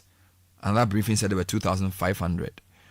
My question is, what figure was the committee using? Because if you set up a committee to look for something that is missing, we need to know you understand my point. How many containers has ECG procured over which period? And what is the content to even occasion looking for anything? I hope my question makes sense. No, it makes absolute sense. And that's one of the difficulties that the government has as of now. Because you have contradictory data. And then because you have contradictory data, you're unable to know the specified amount of containers you are even going after. That's one of the difficulties. Because if the transition team provides 3,000, you would expect that you have the data to back that. But that was even non-existent. So the committee had to on it. Yeah, but Richmond, the transition team is made up of government appointees, but ECG is still a going concern. The management of ECG hasn't changed. As far as I know, apart from the MD, everybody at ECG is still there. So what I'm trying to say is, based on the minister's interaction with the ECG, how many containers had they procured over the period that we were looking, and what was in those containers? For which reason you set up a committee to go and investigate anything? That goes into the heart of the procurement challenges that we've had with ECG. And like you mentioned, the management has changed. It's not entirely the same. Some senior staff have been even asked to step aside pending investigations. The former MD has also been questioned. His caution statement has been taken. But back to the question you asked, that is the challenge that we have with the procurement. Data is a big challenge. Data is a big challenge in all these discussions. And there are instances where out of the numbers, the 2,500, in fact, 2,637 that we've reported, containers were found that were not in ECG's inventory. That is how bad it is. You found containers that were not in ECG's inventory. And then you found containers that are supposed to be part of ECG's inventory, but are not available. All right. On the basis of what you found, prima facie, is there any wrongdoing? Bernard, as a lawyer, you're pushing me to make judgment calls on this matter. And as I mentioned earlier, the investigative agencies are going at it. If you ask of my personal opinion, yes, I know where I stand. But I think that it would be fair to leave that assessment for the investigative agencies and the Learned Attorney General.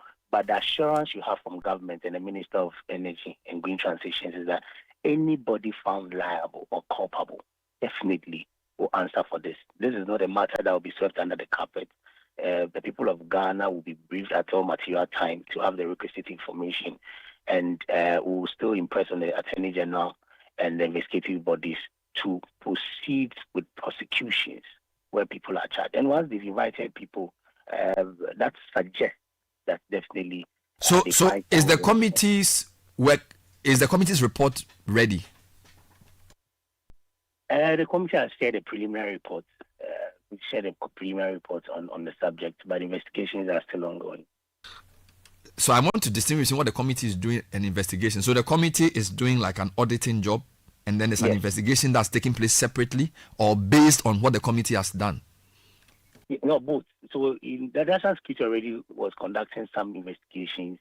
This committee also involves national security. So once there's new information, new data, National Security will act on it. So what this committee primarily sought to do is to go through some validation exercise, some audit to be able to retrieve what is there.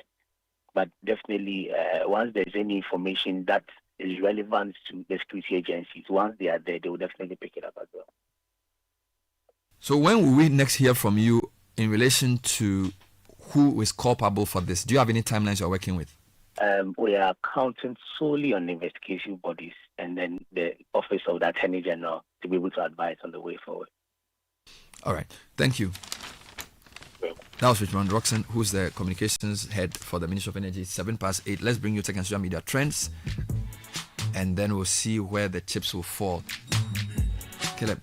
It's brought to us by Telecel and First Bank Ghana. From First Bank Ghana, we have the new First mobile app where you enjoy the convenience of banking. You can do so many things there. Open an account, transfer money from your account to your Momo, interbank, intra-bank transfer, bill payment to Netflix, iTunes, fingerprint and face ID authentication, statement downloads in PDF, scheduled payment, biometric authentications for transactions, auto receipts, so much more. Just visit Apple App Store, Google Play Store, download the First mobile app and bank with ease. 0596921921 is the number. First Solutions at firstbankgroup.com is the email address. You can visit any of our branches. First Bank, you first.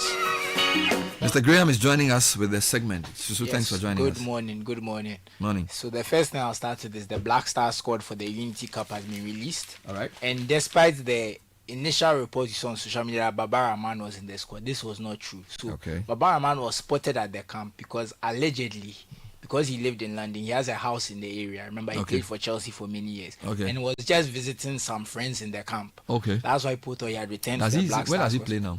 He plays in Greece for PAOK. Yes. He's been doing very well for them actually. So, but he's not in the squad. He's not in the squad. So, of course, Baba Rahman is not trending anymore. The Black Stars in the Unity Cup are trending. They'll be playing tomorrow. I believe they are playing Nigeria. No. So they'll be playing at the GTEC. We're playing Nigeria first. Yeah, at the GTEC Community Stadium. So it's probably a very big match, relatively speaking. West London. Yes, exactly. So it'll be very interesting to see how that plays out. But we're not taking a lot of our star players. If you look at the squad, who are in the squad? It's not players. Is Kudus there? No.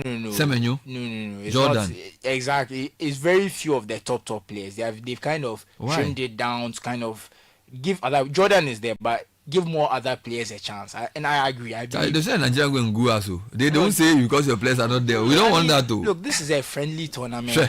There's no some of our players Nigeria. have had a long season. So they should end it well. No, they should let some. Also, it gives the coach the chance to see what the other guys can do. Sure. So to affect our rankings. So. When I don't know. They will come and sit. I don't believe this is. If Nigeria beats us 4-0, I don't want to hear you and Coach Nimli come and say, "What?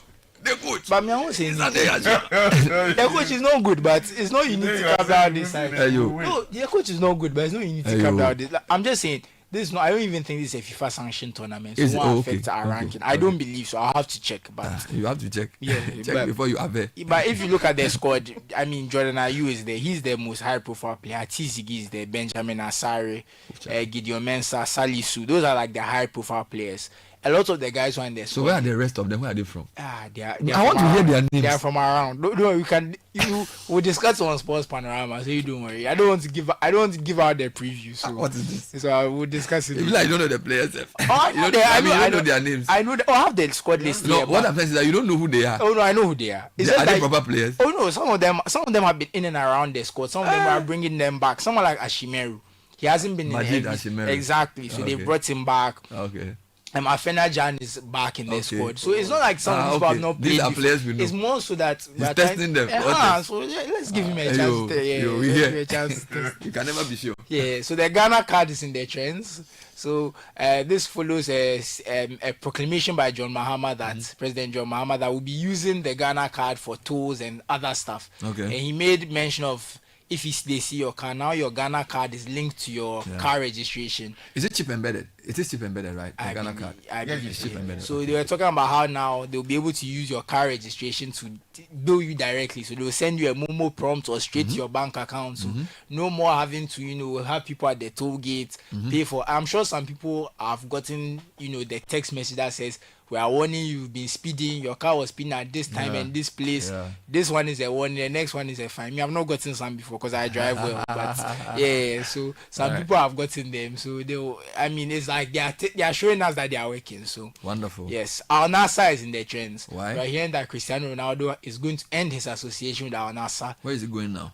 Good question. But we are hearing that he doesn't want to play for Al Nassr anymore. They did not do well in the league. I don't believe who won the league. Al Ittihad. So that's Karim Benzema.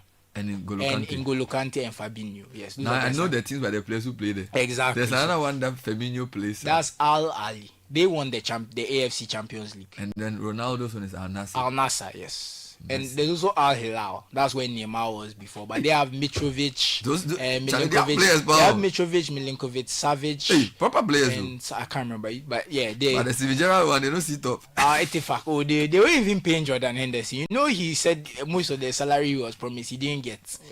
Yeah. So I had to leave it. And he went to chase money in Saudi Arabia. And that's the worst part. People were insulting him. He didn't even get the money. So, he played 2-6 and lost. Yeah, so it's tough. So Julius Randle is in the trend. So this is from the NBA. He plays for the Minnesota Timberwolves. They lost their game 4 against the Oklahoma City Thunder. So they are 3-1 down in the series. Is this the final? No, conference final. So this is the last but one round. So the next round is the NBA finals. And so these people are playing Western or Eastern Conference? Western Conference finals. And Julius Randle had a paltry 5 points. And considering that you are supposed to be the second best offensive player on the team, that's very disappointing. So people are slandering him, of course. You know how these things are. You play Oklahoma City Thunder. He plays for the Timberwolves. But the Oklahoma City Thunder, they are one of the best defenses in the NBA. So you have to give them credit. They are able to stop people. So sorry for Julius Randle, but he's not getting a lot of, For the b-ball fans out there. All right. Yeah, and just some tech news now. People are talking about how drones are going to be used in war going forward, because the India-Pakistan conflict, one of the key things that came out was that there was a lot of drone battles. So both sides were not using traditional air force; they were using unmanned drones. They've been fighting with drones already. Yeah, exactly. So yes, exactly. So after over Kashmir. Yes. So what's the tech news is that we're now thinking about where's the future of war, because where are we going if that's how that war was fought? Is it going to be like a video game? Someone with a controller. So you compare this to the story Larry Dobe wrote that we have bought some 1954 ammo tank or something. Charlie. From Russia. He said Ghana army went to buy some World War II. But it's about who you are fighting. Maybe Togo have 1947, so it's good enough. I don't know. I'm just saying we are not dealing with India and Pakistan. Hey, don't worry. It's about who we are dealing with. World War II ammo tank. Well, I mean, just recently China released its own mother drone ship, which carries a lot of drones, and once in flight can release those drones. Which country? China. Can swarm you. We should stop all the drones. Unless there's a global, commitment to that. But it has useful purposes. You can use drones for all. No, drones there we know. But not the killing machines. That's the one we don't like. Weaponizing it. You can, there are long-range drones that you can see it in the US and take off. You should even be sitting here doing a drone coverage of the tidal wave thing. Yeah, that's right. It should be possible for you to be giving us daily updates on that situation. Well, that's a good use of a drone. Yes. Not to kill people. But defense is also important. I mean, it's more deterrent. I feel safe when I know that my army is working. Like now that I'm talking about 1950s, I don't feel safe. It made me feel unsafe. Go and read the Herald. They have the details. But yeah, I mean, that's the good point. That story is serious, though. They say they bought Kafugbe too. This is the City Breakfast Show, the city's biggest conversation.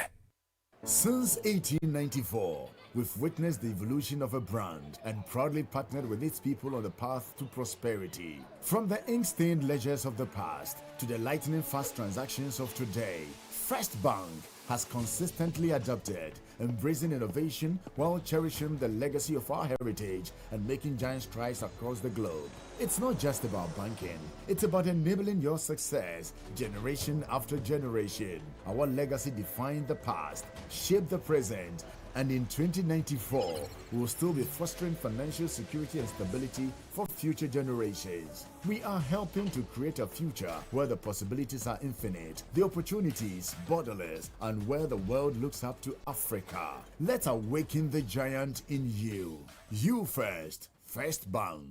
Auntie T, I beg, fix me go betete Ghana. No gari, no oil, no plantain, just beans then eggs. Hey, brah, that be dangerous combination, no. Problem no day. I feel handle am. For Telecel, with the Bob say everybody gets what they like. That be why Made For Me bundles day. Based on your usage, you fit get your own data and call packages. Fala! Made For Me bundles like the way you want them. That *530#, then buy Made For Me bundles today. Telecel, connecting energies. Join the conversation on the City Breakfast Show on Facebook at facebook.com/City97.3, Twitter at twitter.com/City973, and Instagram at instagram.com/City973 with the hashtag CityCBS.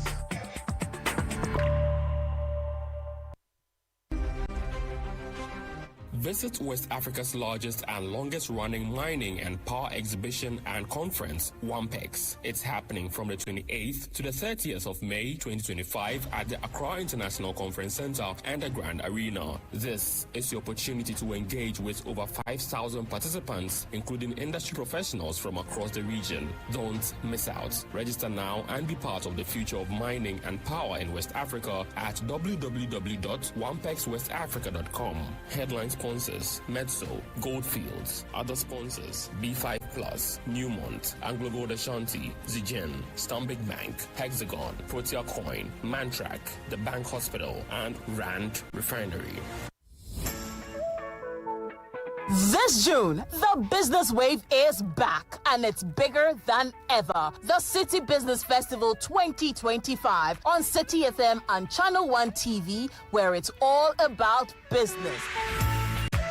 This June, we will be celebrating Ghanaian businesses, re-examining our business modules and practices through our business fora, and sharing knowledge through our on-air business discussions. Make a business date with the on-air series every weekday at 9 a.m. on the City Breakfast Show on 97.3 Citi FM and 10 a.m. on Breakfast Daily on Channel 1 TV. From expert interviews to real-world insights to the tools you need to grow. Don't miss a single moment this June. It's the City Business Festival 2025, celebrating everything business. Only on Citi FM and Channel 1 TV. Your business, your future, your time is now. Stay tuned, stay inspired, and let's grow together. The City Business Festival 2025, celebrating everything business. The City Business Festival 2025 is powered by 97.3 Citi FM and Channel 1 TV and is proudly sponsored by Absa Bank and MTN Business. Rise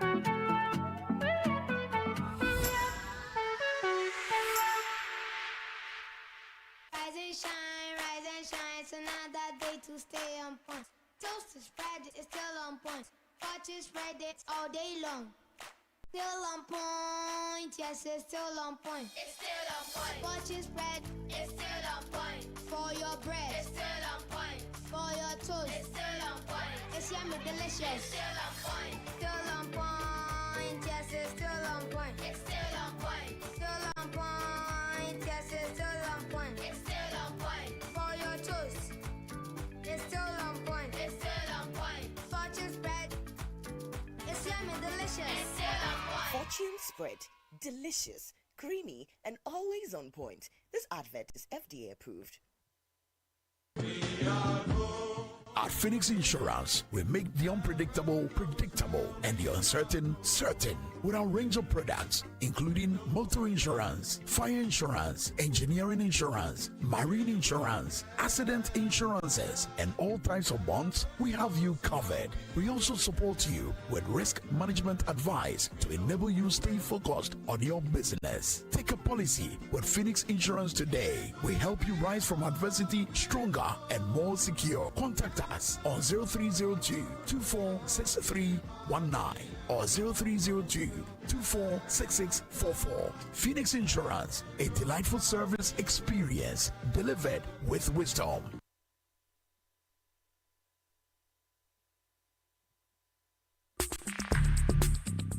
Join the conversation on the City Breakfast Show on Facebook at facebook.com/City97.3, Twitter at twitter.com/City973, and Instagram at instagram.com/City973 with the hashtag CityCBS.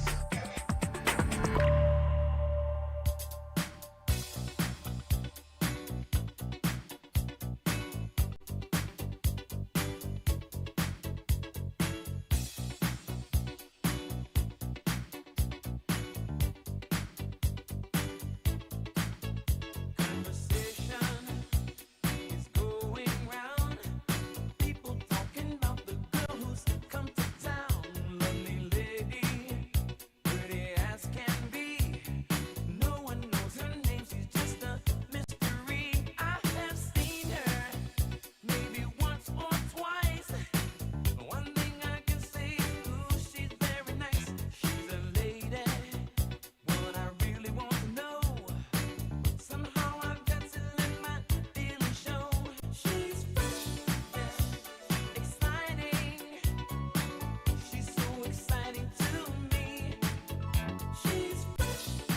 822.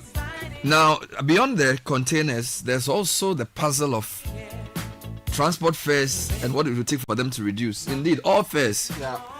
We'll deal with that shortly, but let's just go through a couple of quick announcements. From Wiggle Vision Limited, Ghana's leading tech company, comes Frog, the ultimate platform for USSD, OTP, voice and bulk SMS messaging. Frog offers unbeatable prices to all mobile networks in Ghana, helping your business reach more people faster. Whether it's bulk SMS, voice SMS, IVR, or USSD, our secure APIs and tools ensure easy integration for businesses of all sizes. Ready to elevate your customer engagement? Visit wiggle.com.gh, frog.wiggle.com.gh, or call 0554 170 599. Wiggle Vision, empowering businesses one message at a time. GRA reminds all persons registered for VAT, NHI, Get Fund levy that the VAT levy and communication service tax return for April should be submitted not later than May 30, the last working day of the month. File your tax returns early and avoid payment of penalties. For VAT, NHI, Get Fund levy, the penalty is 500 and a further penalty of 10 cedis for each day the return is not submitted. For CST, late filing attracts a penalty of 2,000 cedis and a further 500 cedis each day the return is not submitted. Call 055-299-0000 for more information.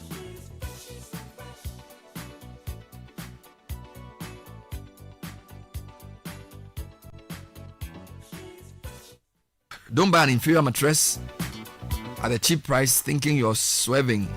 You could fall into the trap of discomfort and chronic pain. Latex foam offers you unmatched quality and durability at competitive prices. We're also doing 10% off everything you buy from our showrooms from now till the end of May. So we're talking sofas, mattresses, beds, wardrobes, coffee and center tables, chest of drawers and more. Call 0302-231-155 or visit our pages on social media. Latex Foam, your partner for life. The question of the day, Bernard, is how much has ECG taken from your wallet since January? Thousands of cities, right? Okay, let's not even talk about the Doomso Wahala. Get Translight Solar today and save up to 70% of your ECG bills. Here's the best part. You don't need to pay full cost upfront. Translight Solar is offering an opportunity to own a complete solar system by paying just 30 to 50% of the cost and spreading the rest over 12 to 36 months period with flexible monthly payments as low as 1,200 Ghana cedis. Here numbers to call 050-424-9229, 020-654-2454. www.translightsolar.com is the website. Translight Solar, wherever there is sunlight, there is Translight. And you deserve a brand new car. Volkswagen Ghana is offering Vertus Highline as a salon vehicle, Tijuan Life SUV, and Amarok a pickup at used car prices. Where is the pride in driving an old used car when you could have purchased a brand new Volkswagen at the same price? Same price, Charlie. Just walk into a Volkswagen retail outlet with your used car budget and you may drive out a brand new car. Numbers are 025-795-6688. For more information about our range of models, Vertus, T-Cross, Tijuan Allspace, Terramount, and the Amarok pickup. Volkswagen, rise and thrive. Drive VW, drive Ghana. T's and C's apply. All right, I just wanted to update listeners on a number of things. Yesterday, we started this alarm raising over unauthorized charges by banks. We've managed to retrieve an interview we conducted with the Ghana Association of Bankers sometime in February.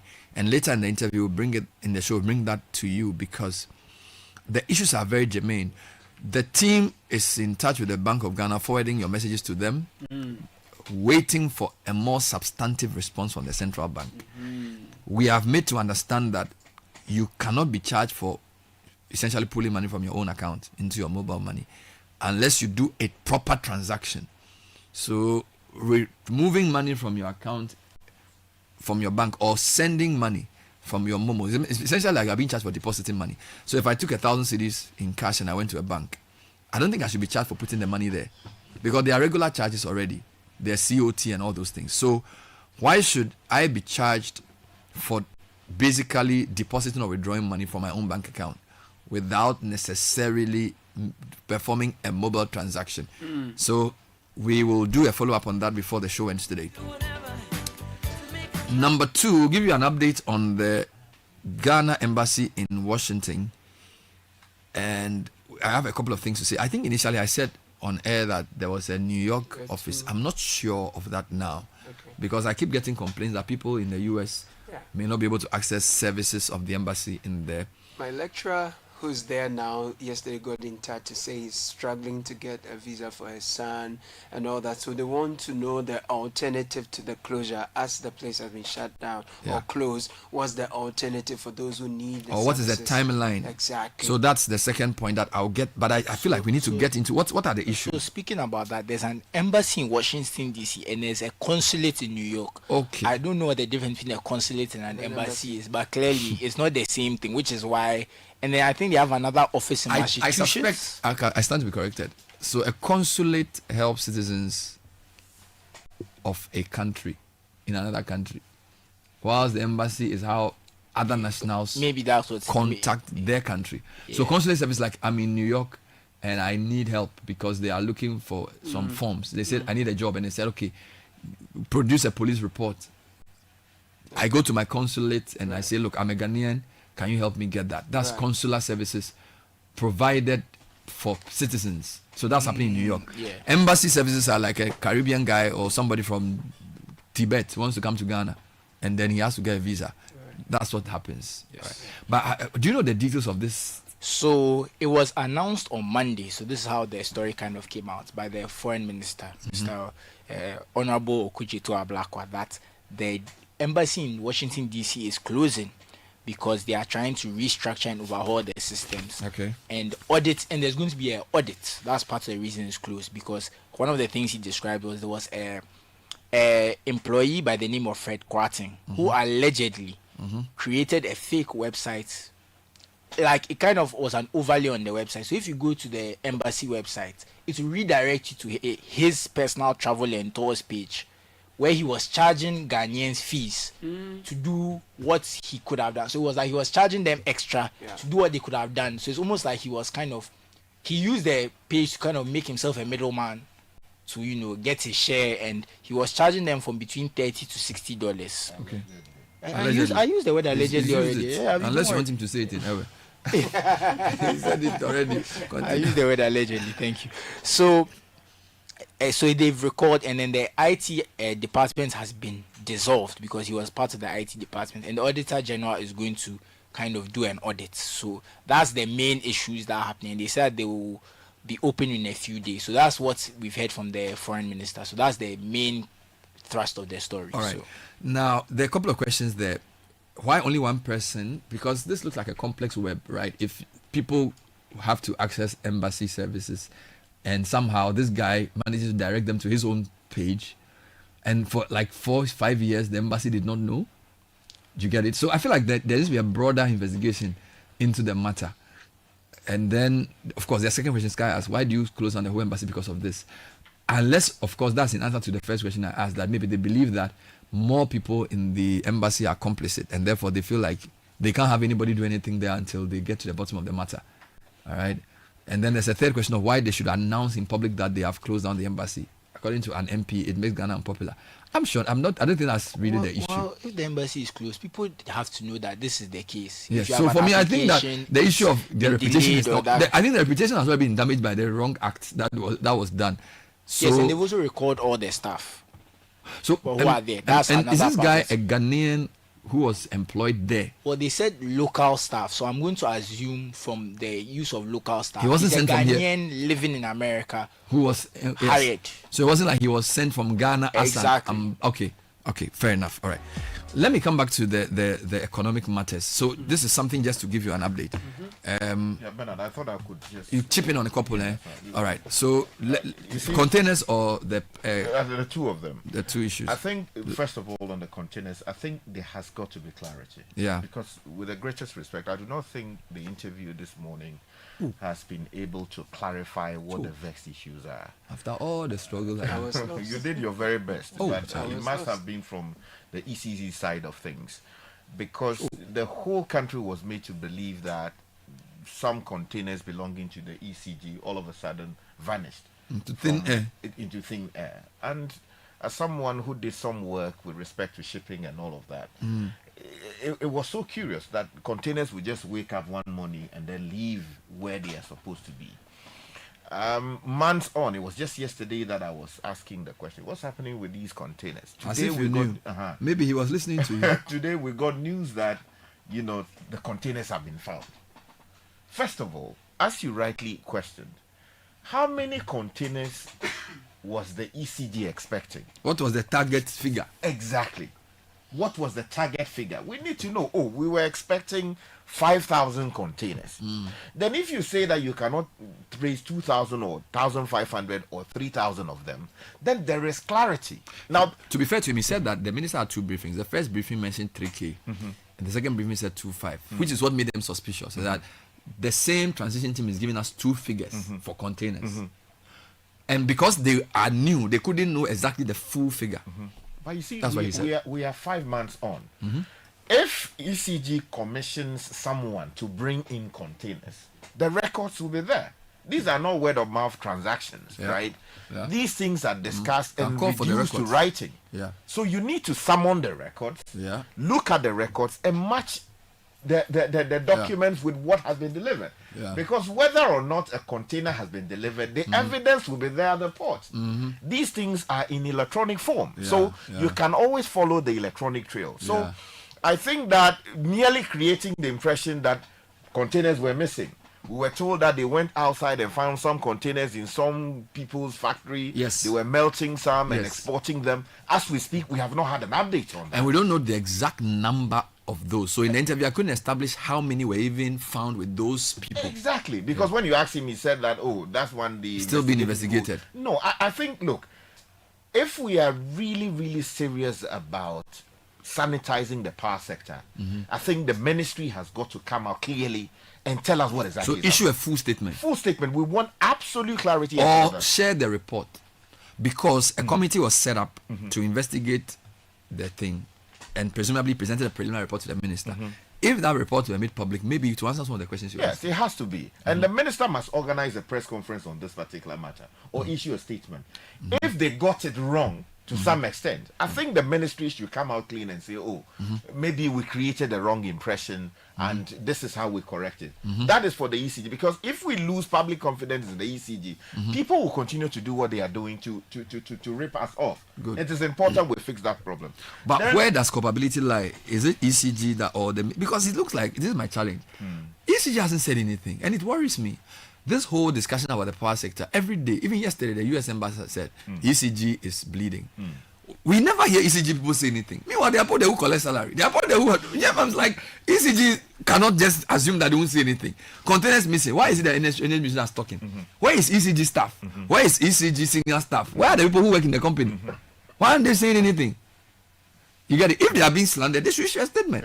I think that they are hiding too much. I agree with you. Yeah, I agree because they are the ones who are bearing the brunt. Yeah, and they sort of find it convenient to just keep quiet. I don't know whether it is fear of authority or whatever it is. Maybe someone needs validation from the ministry or the government to actually state the true position as they know it. I think the call for clarity is important and would also address some of the concerns that you're raising, because ECG as a corporate institution cannot just sit down. We have all this cocoa football here and there. Somebody says it was 25, somebody says 30, and then we do it is between the politicians, and the situation doesn't get resolved. Because I remember your interview with the former managing director, where he made the point that, look, I mean, if the containers came in, they will be there. They should be at the port. Yeah. And that over time, where they are or where will be revealed. Which is what the committee seems to have found. Exactly. Because they had Transport Ministry, National Security, Energy Ministry, GPHA, and then Customs. So those five working together found the containers. But we don't know whether they found all, because we don't know how many they are looking for. That's the problem. That is the problem.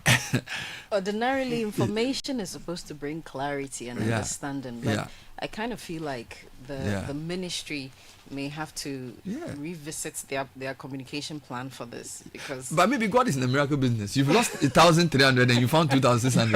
Everything are double. Everything are double. Even that should be communicated clearly.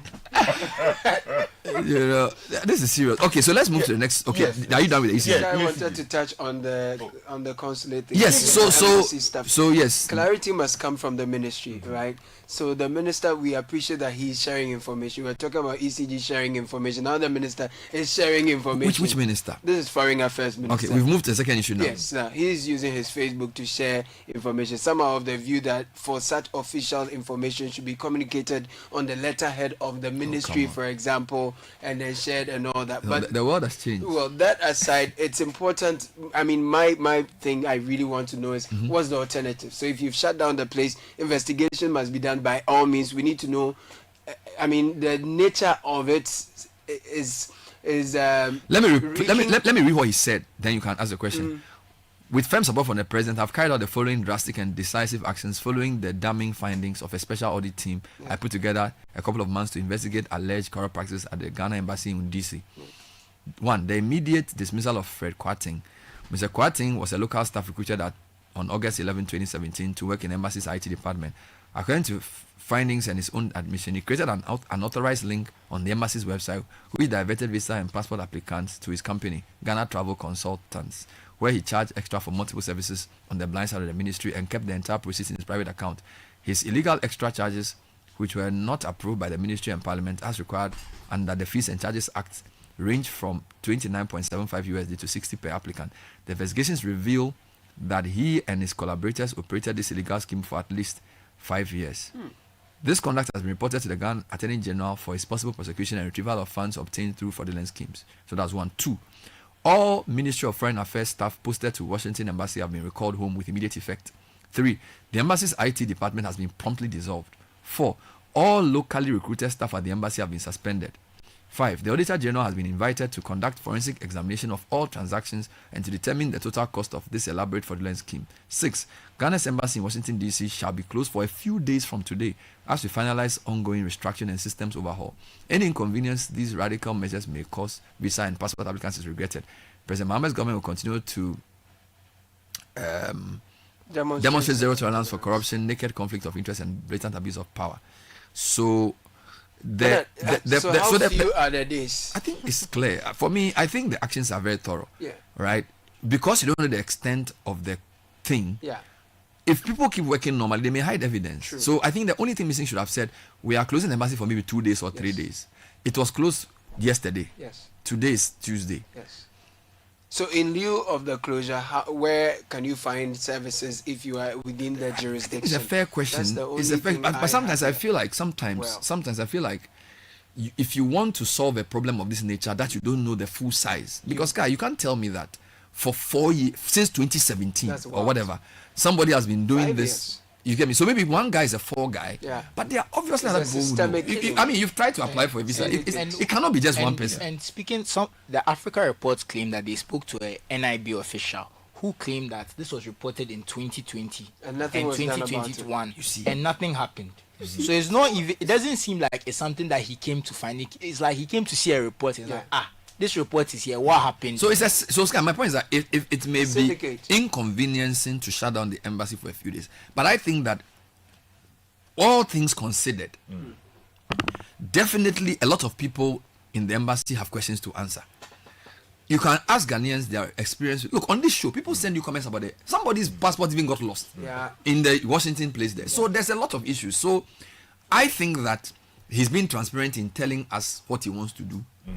He shouldn't close the thing down for 1 week or 1 month. But obviously, even if it will be 2 days, some house cleaning must go on. I tell you, even if it means a new IT system, because this guy, if you are using a system that has been used to commit this fraudulent thing, shutting the IT system down can help you then sort of go to the back end and find out, because maybe some people have access and things. Okay, if somebody still has access, he can wipe the evidence. So you need to put a stop to all of that, so you can harvest the body of evidence and use it to prosecute. And I think that sometimes it's in the greater good. You see, I agree with you to some extent, but there are departures I have. on the basis of a number of things. So first of all, I think we have to commend the minister for the efforts he's making to actually bring about good image for the foreign ministry generally. He's doing great works as the passport office. We're seeing improvement in service delivery, and then also greater commitment to get Ghanaians to do greater things outside of this country. We saw an agreement recently signed with some, I think it was Germany, to send people there to work and bring money home and to feed their family. But on this particular matter, I beg to differ. I think that to shut down an embassy merely because a staff or some staff have done something untoward, which is, if the facts are correct, would require criminal prosecution, is completely unacceptable for a number of reasons. First of all, if you read internationally how countries respond to, serious issues affecting their embassies, this is not one of them. All the research I've done, I'm yet to find in any country where the actions of a single individual or a syndicate, as the case may be, because we are told of only one person. Yeah. But he mentioned collaborators. That's why they've suspended staff and stuff. Exactly. You see, would require that a whole embassy is shut down. You hear that, security threat to the embassy, or something has happened, or maybe the staff are being recalled because aggression from the host nation, or you are not happy about something and you decide to shut down the embassy in order to engage at a certain level. But this, if the facts are to be believed, will be criminal conduct. And if the guy is covered by diplomatic immunity and can be prosecuted there for whatever reason, you will bring him to Ghana to come and answer questions. If there are collaborators involved, as we are told, those people must be found. Now, in this day and age of IT... But how do you unravel the complex web if you don't put things to a stop? Okay, so first of all, you have isolated the people responsible, right? One person. You found one person. Yeah, but they said they were collaborators. They haven't mentioned their names. Yeah, which they did not do. They didn't mention that. So what I'm saying is that if you get the person who is the face of the alleged scandal, yes, right, or the fraudulent scheme, you first of all grab him and put him on the next plane to Accra, right? He comes in and he sits in the cooler, answering questions with his lawyers as to what exactly he did. Yep. The people involved. Then you isolate. So, for instance, in this day and age of ICT, it is possible to set up a parallel system which will allow for consular services or embassy services to continue while you preserve the one that has been tainted, and then use all the forensic tools that are available to investigate and know who and who. But my point is, you don't know who in the Washington team to trust. That's my issue. But that's the thing. So the truth is that it's ground zero. You know what? We were just talking about ECG, right? Yeah. We have not shut down ECG or the what do you call it? The Ghana Ports and Harbors Authority merely because we claim that some containers. But it's a different problem, isn't it? No, it is not different. Because this goes to the heart of trust. See, this is what I'm saying. Between 2017 and whatever, there's a systematic rip-off of people who apply for visas. Have to prosecute them. It is very serious. And for me, the fact that you have at least found the guy at the center of it is good enough. But that does not mean that. You see, 2 days of embassy not working will not bring the world to an end. But a lot of evil will be done because now that you see, they know the full extent of the problem, so they have to stop it and then decide what to do before people cover up and do things. Yes. So you see what you do, and we have foreign intelligence officers in Ghana. Some of them even work in the embassies, or even if you go to the national security setup, you have people who know how some of these things work. My view, respectfully, is that Bernard, you think it's heavy-handed? Yes, you isolate the problem. Maybe you don't have the tools. It is this link that is being used to perpetrate this fraud, right? You freeze it. Yeah. And now is the introduction of a new link or new portal for receiving applications and processing them. But it may take a couple of days to do that. That's what I'm saying. Because, Sky, you see, this is the thing. We all don't know the state of Washington place. But you see, you and I are speaking based on the facts that have been put out. Obviously, and I'm not saying we shouldn't question the minister. Obviously, those who are close to the situation will tell you that the way this place is, it may not be possible to do that until a few days. Do you understand? Or maybe the person who says I'm going to set up the thing you are proposing said I need a few days.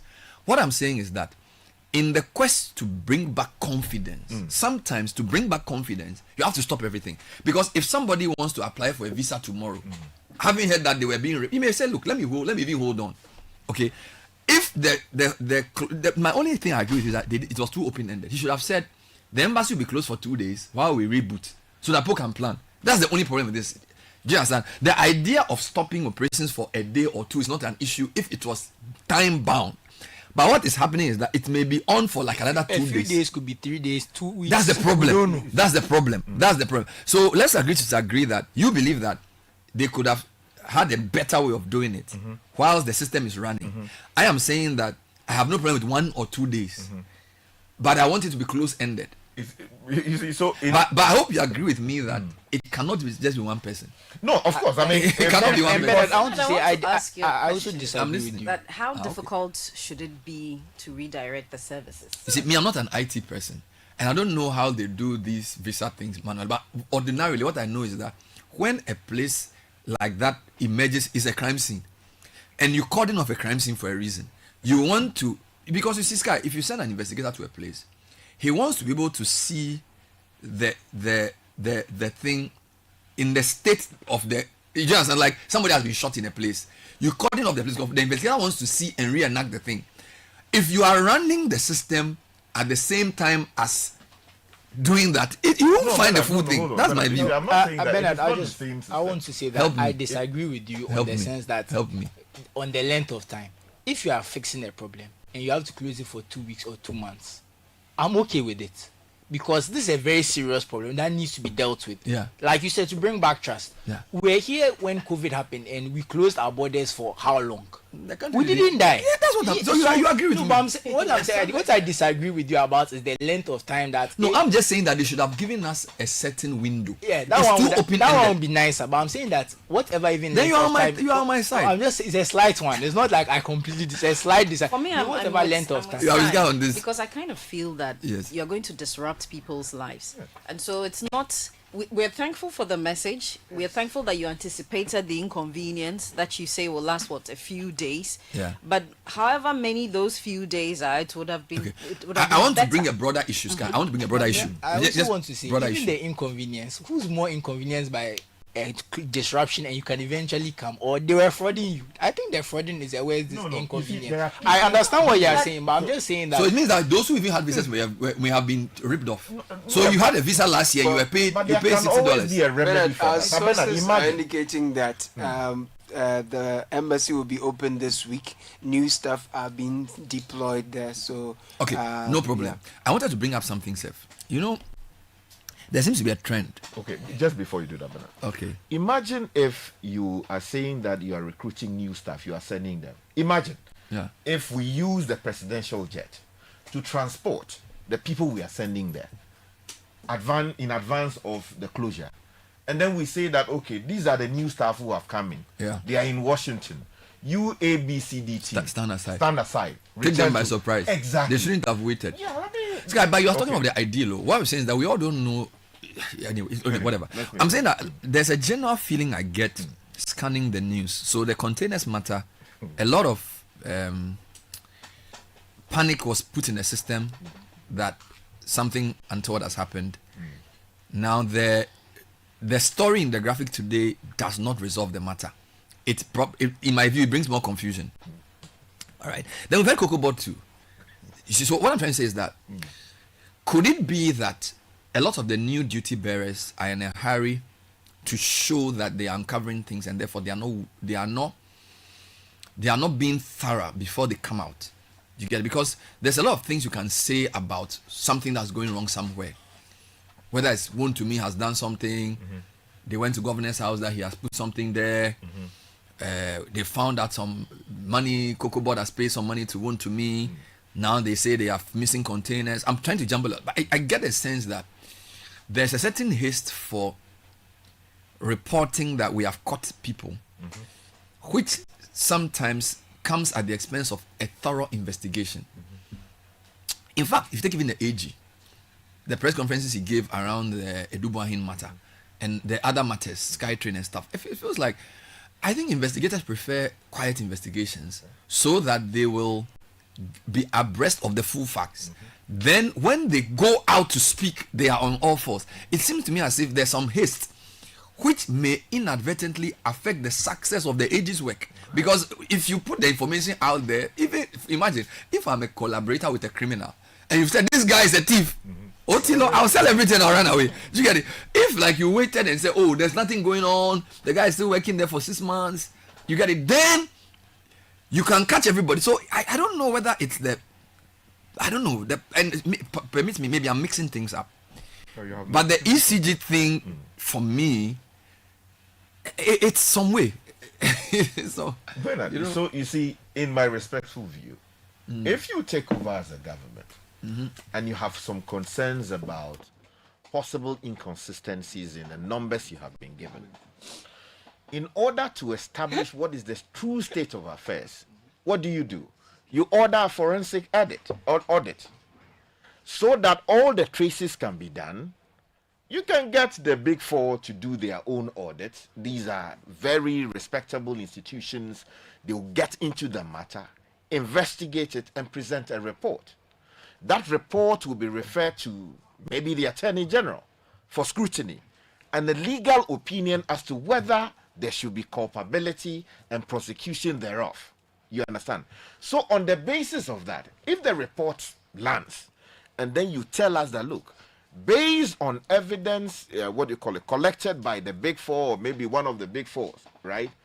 And an assessment done by the Attorney General, these are the steps you are taking to immediately hold people accountable and to retrieve those we still can't find. The quick point to make there, though, there have been times where you would learn of investigations about to roll at a specific department. Next thing you know, there's a fire outbreak. That's true. It happens a lot. There's arson. There is arson. No, you see, before you know, there is fire outbreak. So you see, this fire will burn everything.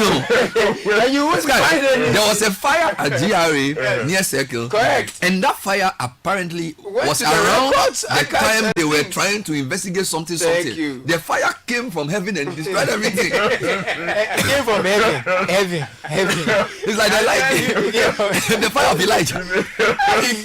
We are not it's a serious thing. And you see, I agree with you. So sometimes I remember under the Mills government, which is why everyone has to go home. There was a big. That's why you have to go to the embassy. You see, no, there was a. There may be a fire in the embassy. The link guy. Yes. For all you know, there may be a fire if they hadn't closed on the embassy. Someone will suddenly pick up a smoking habit in the records department. No, you see, that is why you keep it silent, right? Engage the people. They are silent. Go into the matter. Investigate.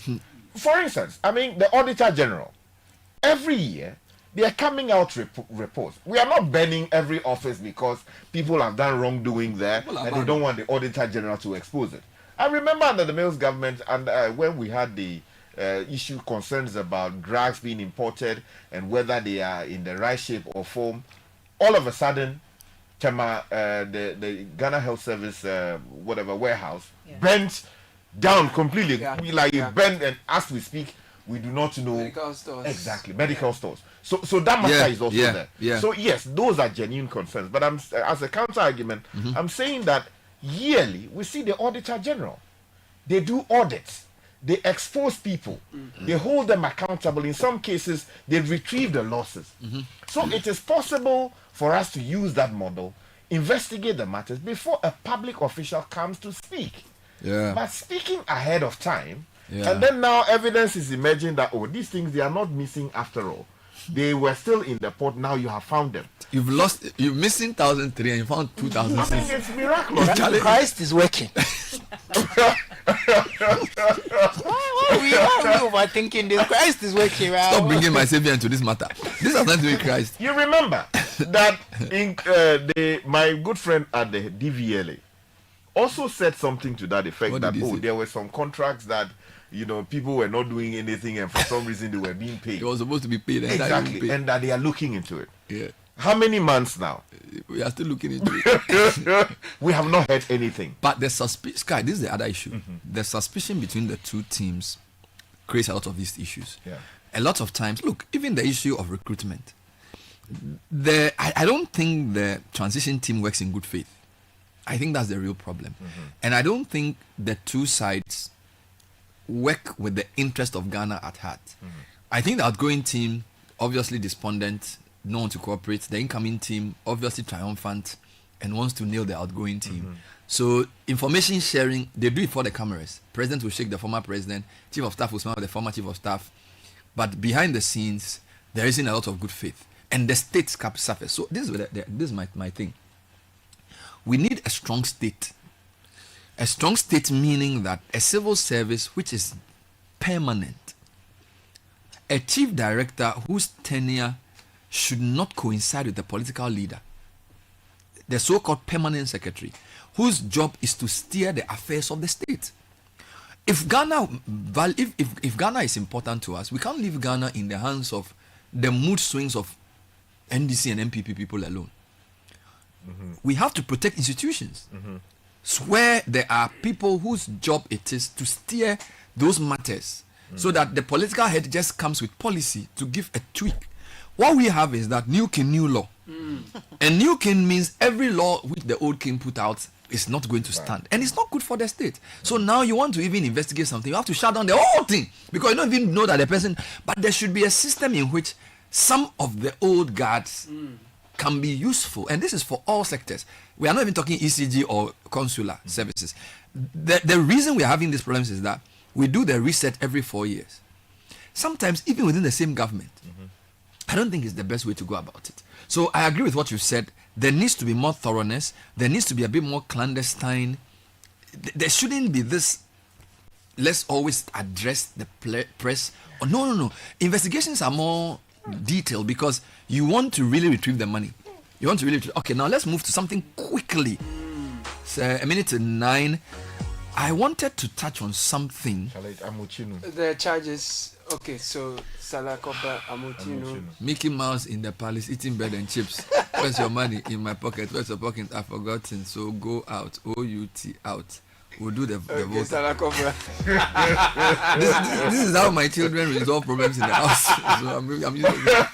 But is it not dependent on where you start? But I started randomly. So I don't even know where I started. Okay. It started from me. Then another one, Coke. They say Coke and Fanta. Which one do you like? Then you say Coke. Coke. C-O-K-E. Coke. Then I wait. Wow. Let me see you. That's we used to do. That's I remember. That's how you solve things. Yeah. So and they all agree that. Catch a donkey by his toe. If it cries, let it go. That's the DDB. Yeah, that's that. So they have resolved it. There's more. Everybody agrees. In separately, in out, and so you are not in the game. Out. Please teach Susu CCC. Ghana here. That's all. CCC. Nanaku. Tata bongo. Bongo to. Bongo. Fire. You're out. So we were torn between, and by the way, I feel like we need to read some comments on these matters. Quite a number. So please read some comments for me. Sure. And then these are running stories, so we don't have to wrap up everything. So Francisca. Okay, so this is coming from Otuo in Abeka. Bernard, I suspect that the ECG containers were under-declared, and if the minister had not acted with that level of seriousness, they would have been gone. Okay. They were hidden at the port and eventually had to show up for fear of repercussions. It's serious. Good morning. An interesting angle. That's an interesting angle.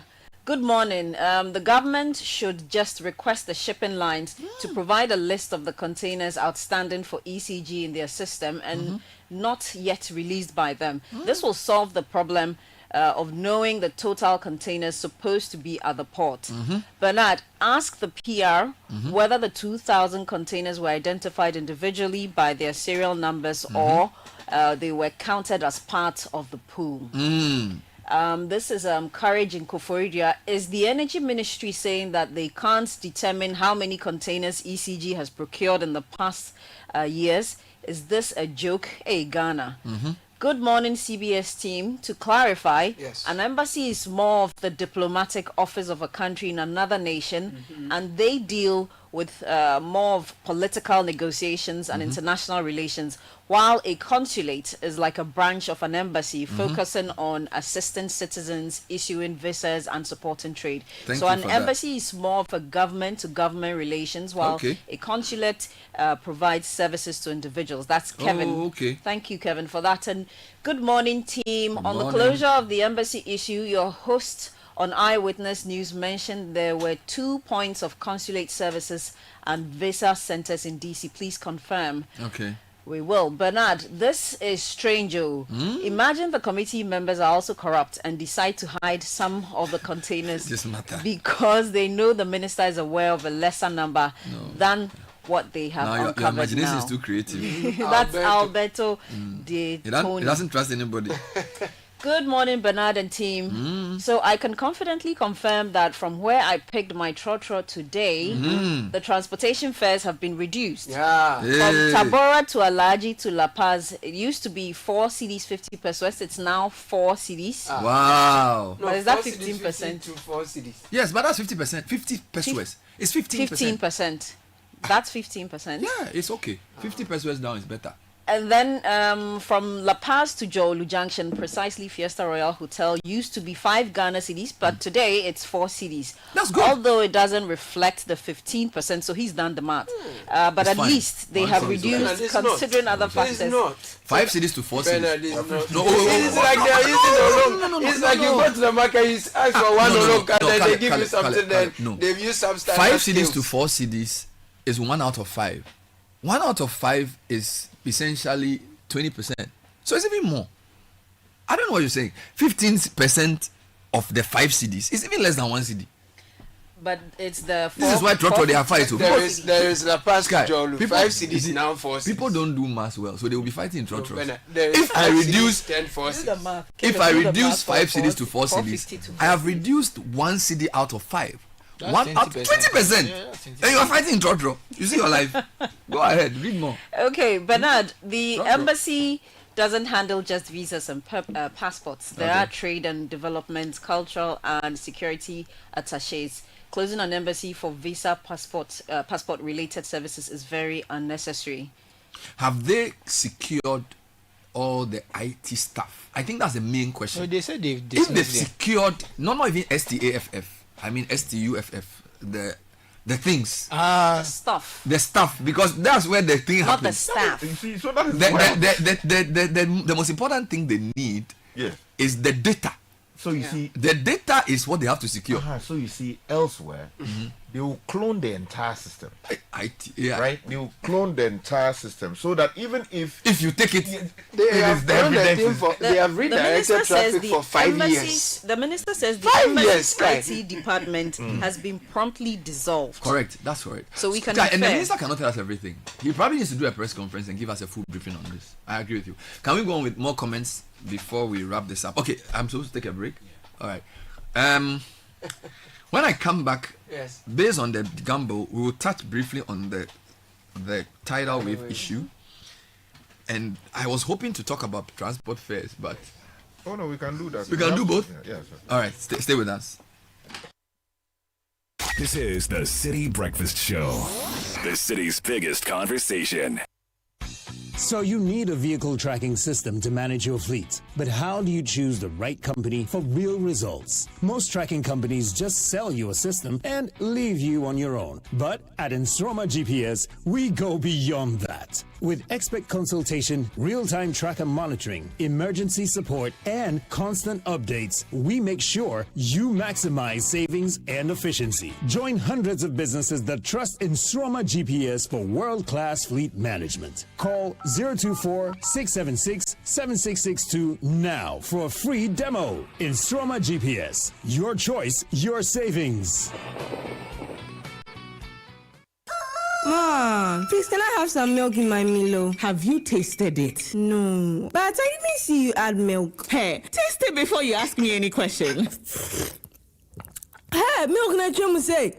This is Milo all-in-one. Milo Pampa, cocoa, malt, milk and show, everything is inside.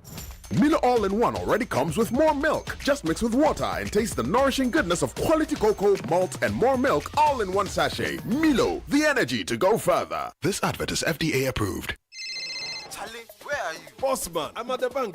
Really? But your car is in front of your house. Bro, my bank on my phone, Charlie. Oh, how? EcoBank, bro. With EcoBank mobile app, I can do everything, anywhere, anytime. Listen, I just checked my account balance, paid Ahmed's school fees, and sent money to my grandma at Walwale. Oh, wow. Wow. Masa, just download the EcoBank mobile app from the Google Play Store or the App Store, or dial *770# and be your own bank manager. Manager. Whether to pay bills or fees, to check account statements, send money across Ghana, abroad, and more, EcoBank mobile app has got it covered. EcoBank Mobile, making everyday people live everyday lives the EcoBank way. EcoBank, the Pan-African bank. Join the conversation on the City Breakfast Show on Facebook at facebook.com/City97.3, Twitter at twitter.com/City973, and Instagram at instagram.com/City973 with the hashtag CityCBS.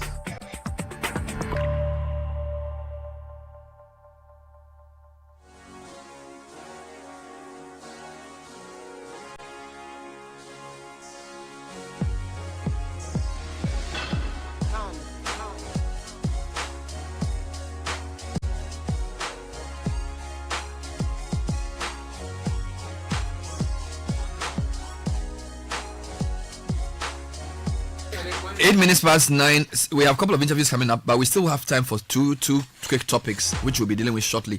But this is an account information update from Omni Basic Bank to our customers. Kindly proceed to any of our branches or visit our website, omnibasic.com.gh, to update your account records with your Ghana card.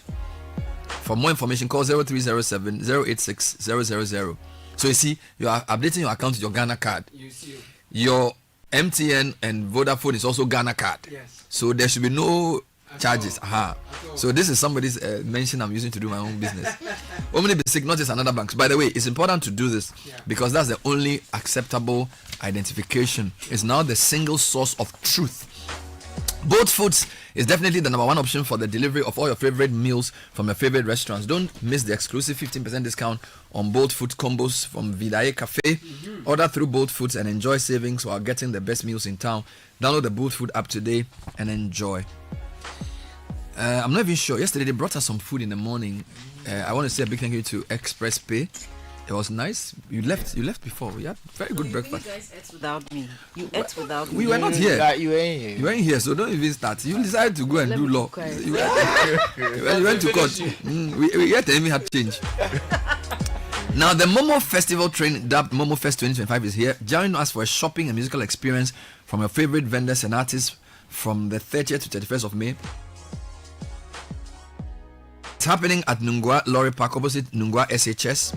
Cashless market with over 50 top tier vendors within Accra, up to 20% discount on goods and services on sale. A chance to win up to 10,000 cedis in the Momo KTK game show. There's also amazing performances from my favorite Ghanaian artists. All these and more happening on 30th and 31st May at Nungwa Lorry Park opposite Nungwa SHS from 30th to 31st May. Momo Fest is powered by MTN and proudly sponsored by MTN Business, GCB Bank PLC, and IO Insurance.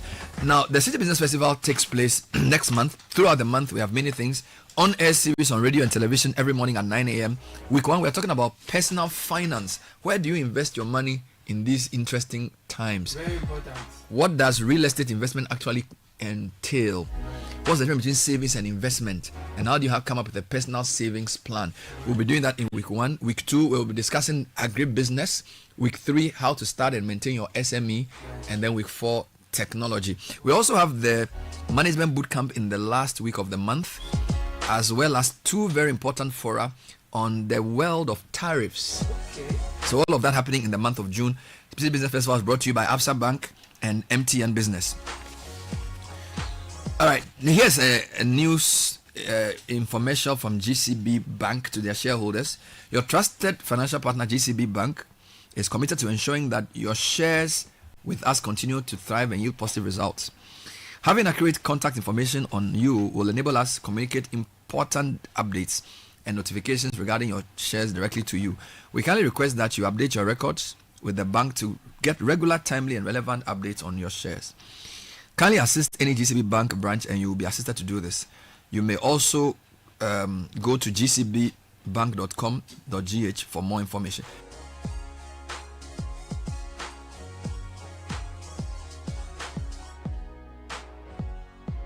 With just a few simple steps, you can ensure a seamless experience and stay well informed about the progress of your shares. GCB, your bank for life. All right, now what is quite interesting, people, is that over the weekend, Richard Sky decided to go. You know, last week, Sky was saying that he felt like he needed to see the sea a bit more because Accra was choking him. So he drove to the village and then sent me some photos of himself at the beach, not knowing that the day he left was when the tidal wave thing became pretty serious. Okay. Now, what I want you to do for me is to describe where this thing keeps happening, because not everybody knows the area. All right. Is this Keta or Ketu South? So generally, the tidal wave attacks that are displacing communities and people and destroying property, you find that it is happening along the entire stretch of the three constituencies along the coast. Ketu South, Keta, and Anglo. Exactly. Okay, but where does it happen more? So, it depends. As we speak, Fuveme is completely gone. Where is that? Fuveme is in the Anglo area. Okay. That is completely gone. So coming from Ada, you meet Anglo before you get to Keta, and then Ketu South.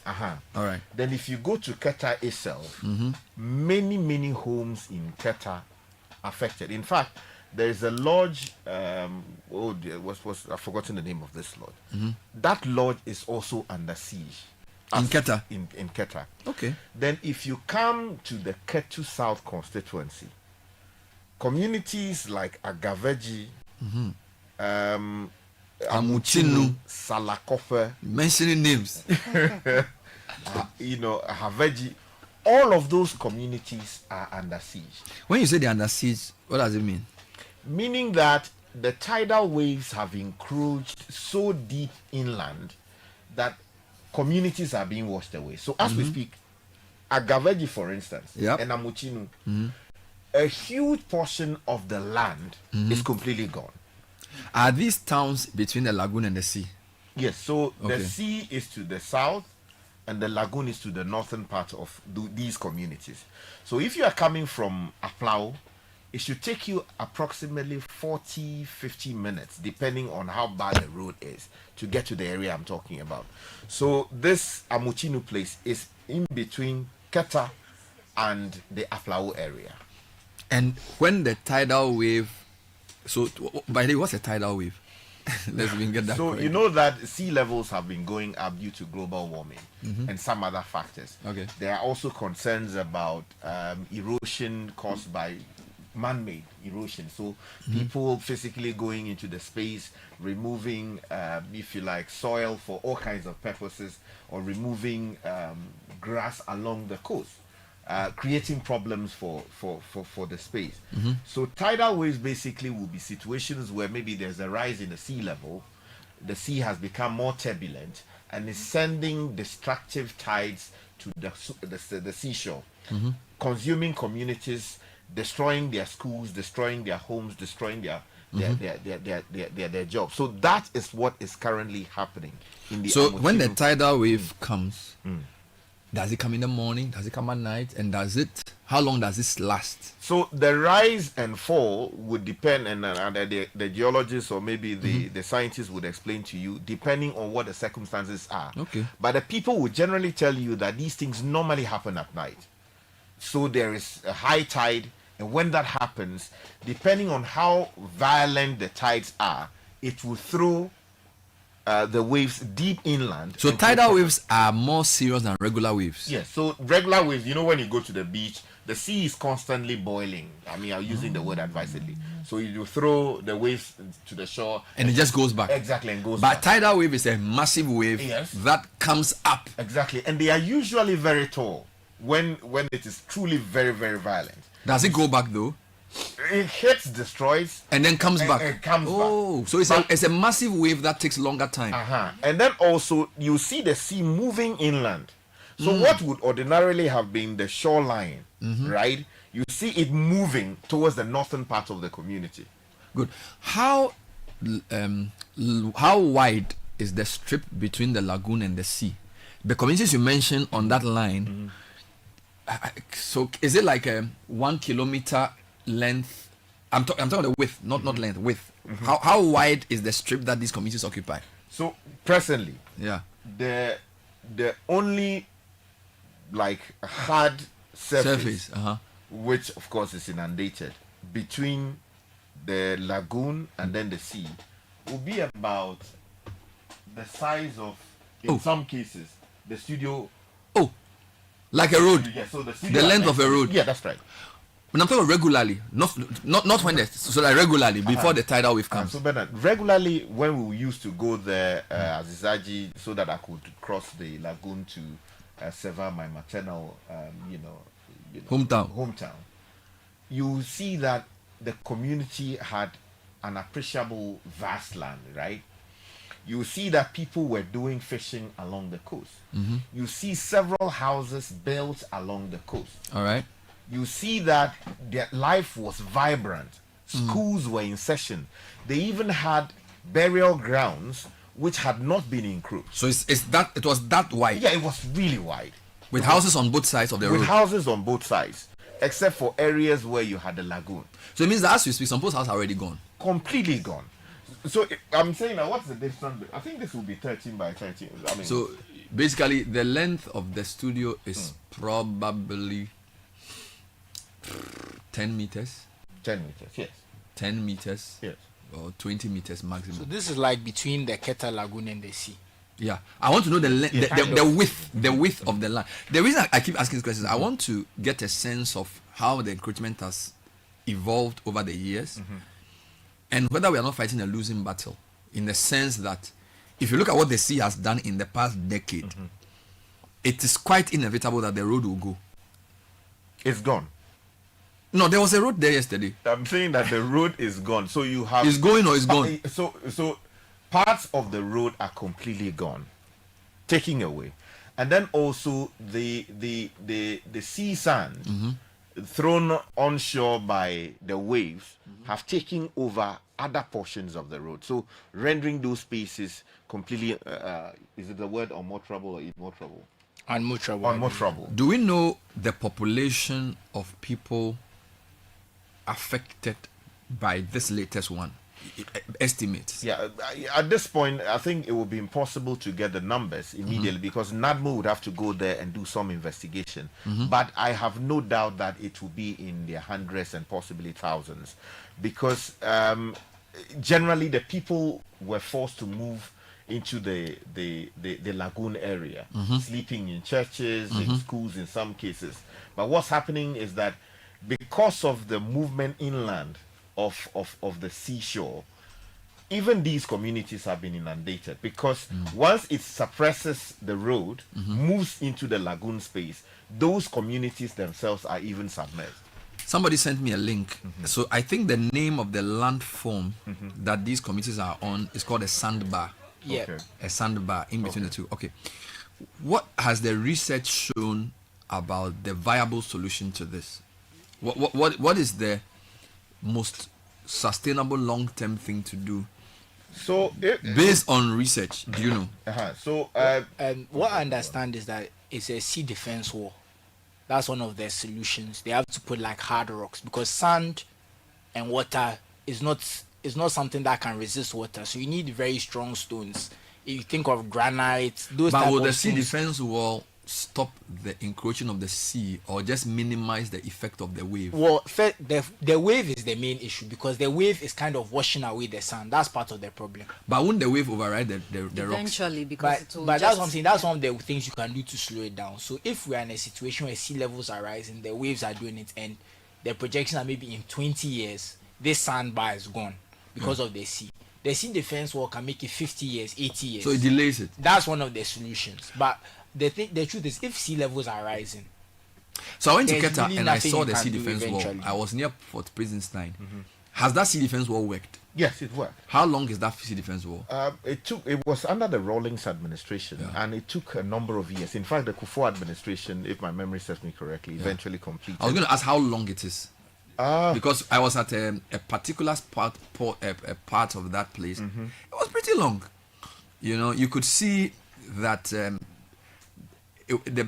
blackish rocks or like very dark rocks had been used, and then at some point there were nets and things that have been put on it. So I don't know whether because of the nature of that particular shoreline, because this was facing the sea directly, that was effective. But this was overhead, basically over the Keta area. My concern is that for a sandbar area, the places you're mentioning, Amutinu, which is in between a lagoon and the sea, will a sea defense wall be as effective as it is for... But sorry, Ben, even Keta, if you go to Keta and you dig a bit, you dig a sea under, it's just sand, it's sitting on sand. Even their name, if you translate it, even the name translate, it's sand. It's not a permanent solution. Yeah, so the sea is the only thing you can really do, from what I understand, because sand is sand. Like, I don't know how you're going to defeat the sand unless you slow it down. So that's the Sky, I'm going to give you a few minutes to come back to me on some proposed solutions in terms of what can be done about this, because I know because you follow this up a bit, you have more information. I'm going to do a couple of quick interviews and then come back to wrap up on this matter. So 22 minutes past 9, City Breakfast Show, trying to get a more picturesque view of the challenges in Ketu South following the latest tidal wave attacks. Mr. Sky was there over the weekend. He took some pretty nice shots. Please share those shots with us on our socials. Give them to the social media team. Let me do 2 quick interviews. Who's the first one? I'm going to be speaking to Dr. Pamela Aban Ohinijan, the conference convener for the inaugural Ghana International Dental Scientific Conference, as well as Professor Sandra Hewlett, who is the Dean of the University of Ghana Dental School. So there's a massive conference coming up very soon, and we just want to get some details on that. Then I'll also talk to organizers of WAMPEX 2025. That's also happening starting tomorrow, with Ahmed Nantogma and Joshua Law, who's the president, vice president of DMG events. So 2 big events coming up for conversation.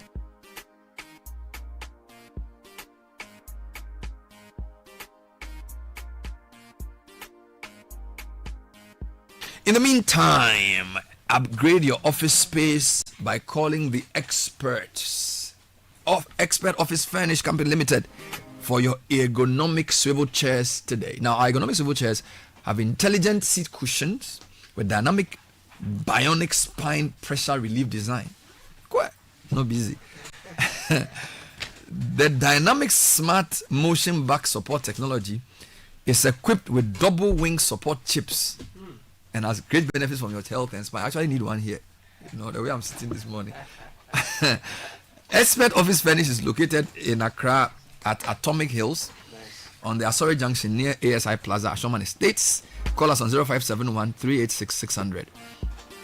Expert Office Furnish, your health, your wealth. All right, so let's talk about the inaugural Ghana International Dental Scientific Conference. That's right. And I have what is the collective noun for scientists? You know, you have the collective noun for fish is a school of fish, or is it a shoal of fish? You know, it's a pack of wolves. So what do you call a collection of scientists? Yes. A squad of scientists. A horde of maybe scientists. a college of scientists. A college of scientists. What is it? Please help me before we. What is I think it'll be a college of science. A college of scientists. Oh, then they share that with the bishops too. A college of bishops. No, a convocation of bishops. Convocation of bishops. So or a papacy of bishops. Habimus Papa. So I have in studio Dr. Pamela Aban Ohinijan, that's the conference convener. It's the inaugural Ghana International Dental Scientific Conference. I have Professor Sandra Hewlett, and I have Dr. Adejumoke Adeyemi, Messi, School of Dentistry, University of Liverpool. Welcome, ladies, to the show. Thank you. Are you happy to be here? Yes, we are. Then show it.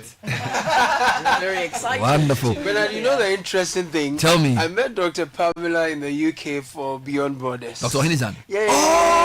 So when I stepped out, I saw her face. I was trying to connect the dot. Where did you meet her? Actually, we were at Radisson Blu. Okay. You know, there was the Ghana Doctors and Dentists. I remember that show. You remember the episode? Oh, she was there? I interviewed her. She was one of Into the baby dentistry everywhere. No, I do my best. Wow. So tell us more about this conference and what is this? Where is it? How is it? Just, I think I'll start with you, right? Okay. Yes. Yes. Thank you very much, Bernard, for having us today. Yeah. So the conference, as you rightly said, is called the Ghana International Dental Scientific Conference. Okay. And it's being held in Ghana for the first time, so it's a historic first. Okay. And it's on 28th, that's tomorrow, and 29th of May. All right. It's got a theme which says the current trends in dental science. So bridging evidence-based research with practice. Correct. So bringing these two together to say, let's enhance our practice. We've done so much research. Let's use it for the benefit of our patients. It's being held at the Ghana College of Physicians and Surgeons on the first day, and the second day is at University of Ghana Dental School at Kolebu. Okay. Now this was initiated by Ghanaian Doctors and Dentists Association UK. Okay. So this is I ideated this from many years back. A year ago in next stages, and then gradually we've gone through its formative processes, and now we are pretty much there. By the way, what are you? Are you a dentist or a dental surgeon or a dental scientist? I'm a dental surgeon. Dental surgeon. Yes. That's what you are. That's what I am. Wonderful. You managed to put this together with obviously help from other places. Yes, we're a great team. Really great team. But I've had lots of support from my colleagues from the Ghana Dental GDDA UK, as well as from here. Prof has been excellent. Every time I mention this, the goodwill that's shown through is amazing. And everyone said, look, it's a good idea. Let's do this. Let's do this. Let's do this. Good. So that's why we're here. So Professor Hewlett, you are the Dean of University of Ghana Dental School. What is your involvement in this conference? So we're partners in crime. Okay. Well, one thing that excites me is, over the time we talk about brain drain and people go and they don't come back, they don't give back. But for me, I thought this is an excellent opportunity for dentists who are Ghanaians who have gone there, acquired experience, knowledge to give back, to share back, and also find a good way of collaborating with us, sharing their new knowledge with us. So wonderful. So the UG Dental School holds the second day. Yes, please. Wonderful. Now, Dr. Adeyemi. Yes. You are from the University of Liverpool. Yes, I am. School of Dentistry. So what's your involvement in this? So Pamela and I go way back. Okay. As in we've worked together in the UK, and she's kindly asked me to come to speak because by training I am a consultant in periodontology, which is the study of gum diseases. Periodontology. Yes. Mercy. So and so I'll be speaking at the conference tomorrow, and also I'll be running some workshops for our colleagues on Thursday. Wonderful. Let's go back. When you say a scientific conference, I suspect it's different from a normal conference.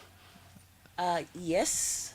So scientific meaning that we are bringing research and academics into it. Okay. So it's not simply we're talking about things that have been done in practice or things that we've anecdotally seen. We're now talking. We are sharing research. We're bringing research into it. So yes, what we're saying is we've done this as the academics. Yeah. We're not isolated from you as practitioners, and we're saying let's collaborate and let's all understand. Let's share knowledge. And share knowledge. Let's see best practice. How can we? So maybe, for example, there's a particular trend you've seen in your surgeries around teenagers getting some kind of thing. The research can then help you say this is where we are going with this. This is the kind of treatment we're going to use. So both practitioners and researchers know what the key issues are. That's right. Sounds very good. So apart from Dr. Adeyemi, who else is speaking? So we've got quite a good lineup of speakers in various disciplines. Correct. So various specialties in dentistry and subspecialties. Yeah. So our keynote speaker is Professor Farida Fortune. Farida Fortune. Yes, Okay. and she's well renowned. She's based in Queen Mary's University, UK, and she's a professor in oral medicine. Okay. So uniquely, she's qualified in both dentistry and medicine. Correct. And she's a keynote speaker to tomorrow. And we also have Dr. Josiah Icing, who is an oral surgeon, well adept in what he does, years and years of experience. So he'll be speaking as well in oral surgery. And we've got Dr. Sharif Kadir, who's coming from Egypt. Wow. And he's also well sought after. Basically, speaker. world-class people. Well, we have a load of people coming in. And again, I'm talking about goodwill. They're just out of the goodness of Very their happy hearts. to come and speak. Too happy to come and speak. So these are three of them. Of course, she's also speaking, right? Yes. And we've got Professor Nyaku, Professor Ebenezer Yaku from the University of Ghana Dental School. He is a recent past dean. Okay. University of Ghana Dental School. Again, his area is restorative dentistry. He's going to be talking about innovations in certain aspects of that field. And then we've got as well Dr. Jumoke, as you've rightly gone through. We've got Dr. Obiri Yeboah, who is from KNUST, Komfonochi, Teaching Hospital in Kumasi. Nice. He's a maxillofacial surgeon. Correct. So he's going to be doing some hands-on workshops Okay. as well. So this is a combination of lectures and workshops. Nice. So the day one at the Ghana College is the lectures, and then the day two Like the practice is the practical workshops. So what we're saying is come and upgrade and update yourself. So like young dentists, medical students, this will be like gold. Come and just Absolutely. see the masters at work. They'll be showing stuff they do. That's right. It'll be very nice to ask questions and stuff. Yes. Break into smaller groups. That's what we're going to do. Kind So of thing. not just young dentists. I mean, sometimes we're skilled in one area and we want to learn something new. What about people who have like, so if I'm not a scientist, then maybe we have investments in some dentistry somewhere. You get what I'm saying? So like, you Yes. just want to kind of see what's happening in the science so we can apply it in our... So absolutely right, Bernard, and very welcome people, all these people, because we have also sponsors All right. who are coming in to show all this cutting edge technology. Yeah. So yeah. so if you're a business person who owns a practice and employ dentists, you come and have a look at what is new. What is new? On the market. So all of this is on show, and we're just welcoming everyone. I'll be interested to read a bit about some of the new things people are doing in the name of teeth whitening. When you sort of watch, like when you drive around, you see all these fancy billboards, and they make people's teeth look whiter than snow. Yes. And they basically just say, come and we'll whiten your teeth. So I'm not sure if those things they do are backed by science or whatever. I don't know. So I don't want to tempt you, but I'll be happy to kind of listen to some of those things, you know, because there's all kinds of things going on with all kinds of shops popping up. All right, a couple of questions here. Are you going to showcase any new technology at the conference? And there are also questions about whether you use AI in diagnostics, the whole AI thing and how it's changing the practice. Anything to expect on those points, Dr. Jumoke? Yes, I think the technologies that we're going to be sharing, intraoral scanning, for instance, and its relevance to clinical practice and how it enhances it. AI, I guess the whole world is talking about AI now is the new buzzword. Regards to dentistry, I think it's a good tool for aiding diagnosis. It doesn't replace our clinical knowledge, but it does make it easier for us to diagnose and also to plan for treatment so that we're getting the best outcomes. So dental education, for instance, we have haptic simulators that enable novices or students to practice and it feels real life before they now go on to practice on patients. Again, we've got it's used in terms of planning for things like dental implants, reconstruction for people that unfortunately maybe have had trauma and lost a lot of teeth, or for people that have just generally lost all their teeth, and full rehabilitation, reconstruction. So there's a lot of scope with regards to the use of AI. But that being said, it's got to be used properly. Prof. Hewlett, how is the practice in Ghana and the interest? You know, when I was in the university, usually people would sort of, the best students who want to go to medical school, and then maybe like in a bunch of 30, maybe 4 of them will say, I'm doing dentistry. And so, oh, okay, that sounds interesting. So it wasn't very sexy. It's like, Charlie, dentistry, whatever. You know, but it seems to me like these days, because I even see TV adverts of dental clinics. I took my boys to a place and they were even playing video games while they were waiting for the whole thing was like a movie or something, you know, and they always want to go back there. You know, so just talk to me a bit about how the practice is changing and how the UG Dental School is sort of growing to meet the changing dynamics of the profession. Thank you very much, Bernard. So it excites me because previously dentistry wasn't very, it wasn't promoted that much. So there was very little knowledge about it, but it seems to be changing. That was also because then we didn't have dental schools around, but over time the clinical training is being held here. So we have improved the numbers of dentists being produced, and so during education has improved, promotion has improved. There are more dental clinics now scattered over everywhere, and in a way it's made people more aware about dentistry and prevention and all the different types of treatment. Wonderful. And therefore it's become a positive game changer for us. And even with this, we are advancing it and making it bigger. And I think so, therefore I think there's still more room for improvement, but Wonderful. I think it's a great thing. So, Dr. Ohinijan, if somebody wants to attend this conference, is it too late to register? It's not too late to register. You can register, go on our website and register. So it's Ghana Int Dent Sci Conference. .org. Let me check that out. I mean, the short. Do you have a phone number? That we can just at this point, Ghana Internet, Charlie. By the time we finish typing, we are already in some, Charlie. We are on a gaming site or something. Ghana Dent. I mean, I think I know what it is. Ghana International Dent. Something. Or just Google inaugural Ghana International Dental Scientific Conference. You'll definitely be led to the right side. But I'm sure a phone number could help as well. But don't just turn up, although it's happening at the college here in Accra. So Bernard, here's a number people can call. 0555 092971. So 0555 509 2971. When you call, Natasha will pick up and just say you're interested in the Ghana International Dental Scientific Conference. Thank you, ladies. Dr. Ohinijan, thank you for talking to us. You're very welcome. Professor Hewlett, good to see you. Thank you. And Dr. Adeyemi, Adejumoke Adeyemi, University of Liverpool. I support Liverpool Football Club. So that's nice. I hope you yesterday there was a big thing in the town. Exactly. Yeah. I hope you don't support Everton. I'm neutral. You look suspicious.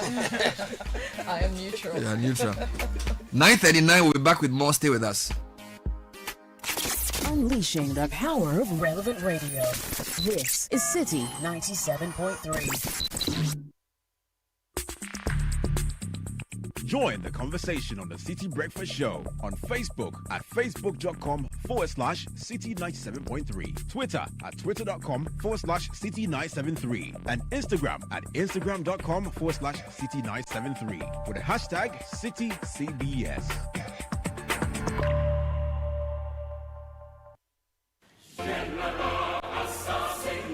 Calling all farmers, agribusinesses, and innovators, this is your chance to shine. Channel 1 TV invites you to exhibit at AgriFair 2025, one of Ghana's largest agricultural exhibitions. From Friday 20th to Sunday the 22nd of June, the A4 Sutherland Children's Park in Accra will come alive with the very best from Ghana's agribusiness sector. Are you a farmer with fresh produce of any kind? Be it crops, livestock or poultry, fisheries or aquaculture, or you're a supplier of agro inputs and processing machinery, this is your platform to connect with the world. AgriFair 2025 is more than an exhibition. Showcase your fresh produce, share your expertise and experience, and grow your business. So, to all farmers with fresh produce, livestock or poultry, fisheries or aquaculture products, come, sell, network, and expand your business. AgriFair 2025, where culture meets innovation. Register now to secure your spot. Call us on 0205 973 973. Come one, come all. Enjoy the freshest farm produce at unbeatable prices. And treat yourself to sizzling kebabs made from beef, mutton, pork, chicken, and more. Great taste, great value. Don't miss out. The AgriFair 2025 is powered by Channel 1 TV with support from 97.3 Citi FM and is proudly sponsored by Exim Bank, Legacy Crop Improvement Center, and Development Bank Ghana.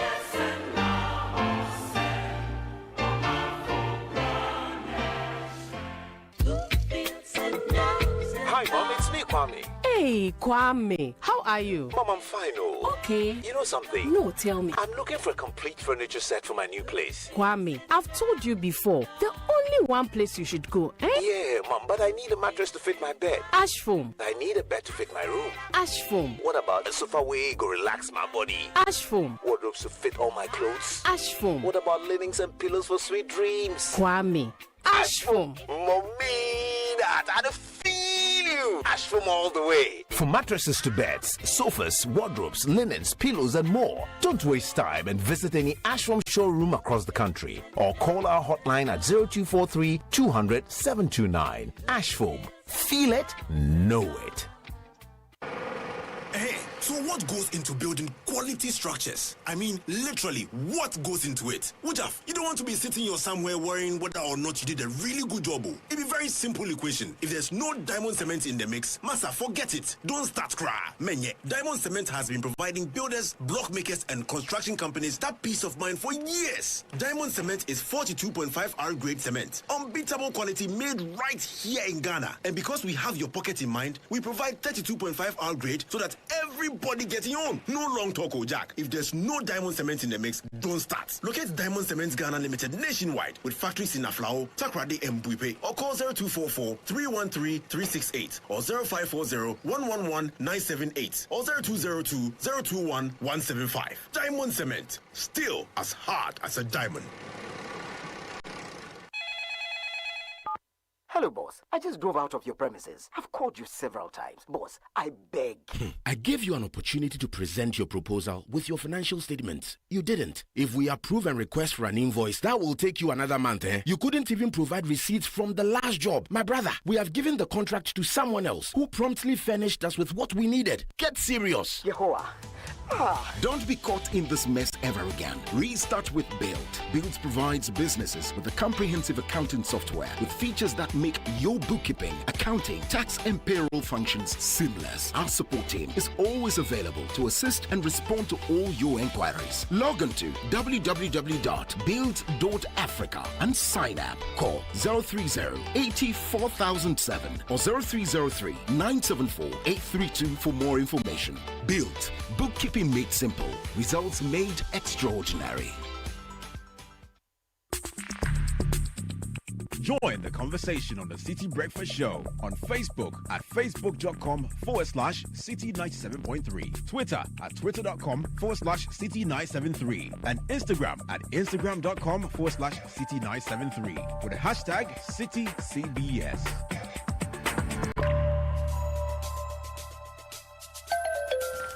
Quarter to 10, WAMPEX 2025 is happening from tomorrow. Over 5,000 visitors expected, 200 plus exhibitors, and 1,200 companies from over 20 different countries. This is a platform for industry experts, investors, policymakers, and stakeholders to come and deliberate. Look at the best technology available, share ideas, and think of the future. In studio to talk about this conference, Ahmed Nantogma is the acting CEO of the Chamber of Mines, Ghana. Good morning. Good morning.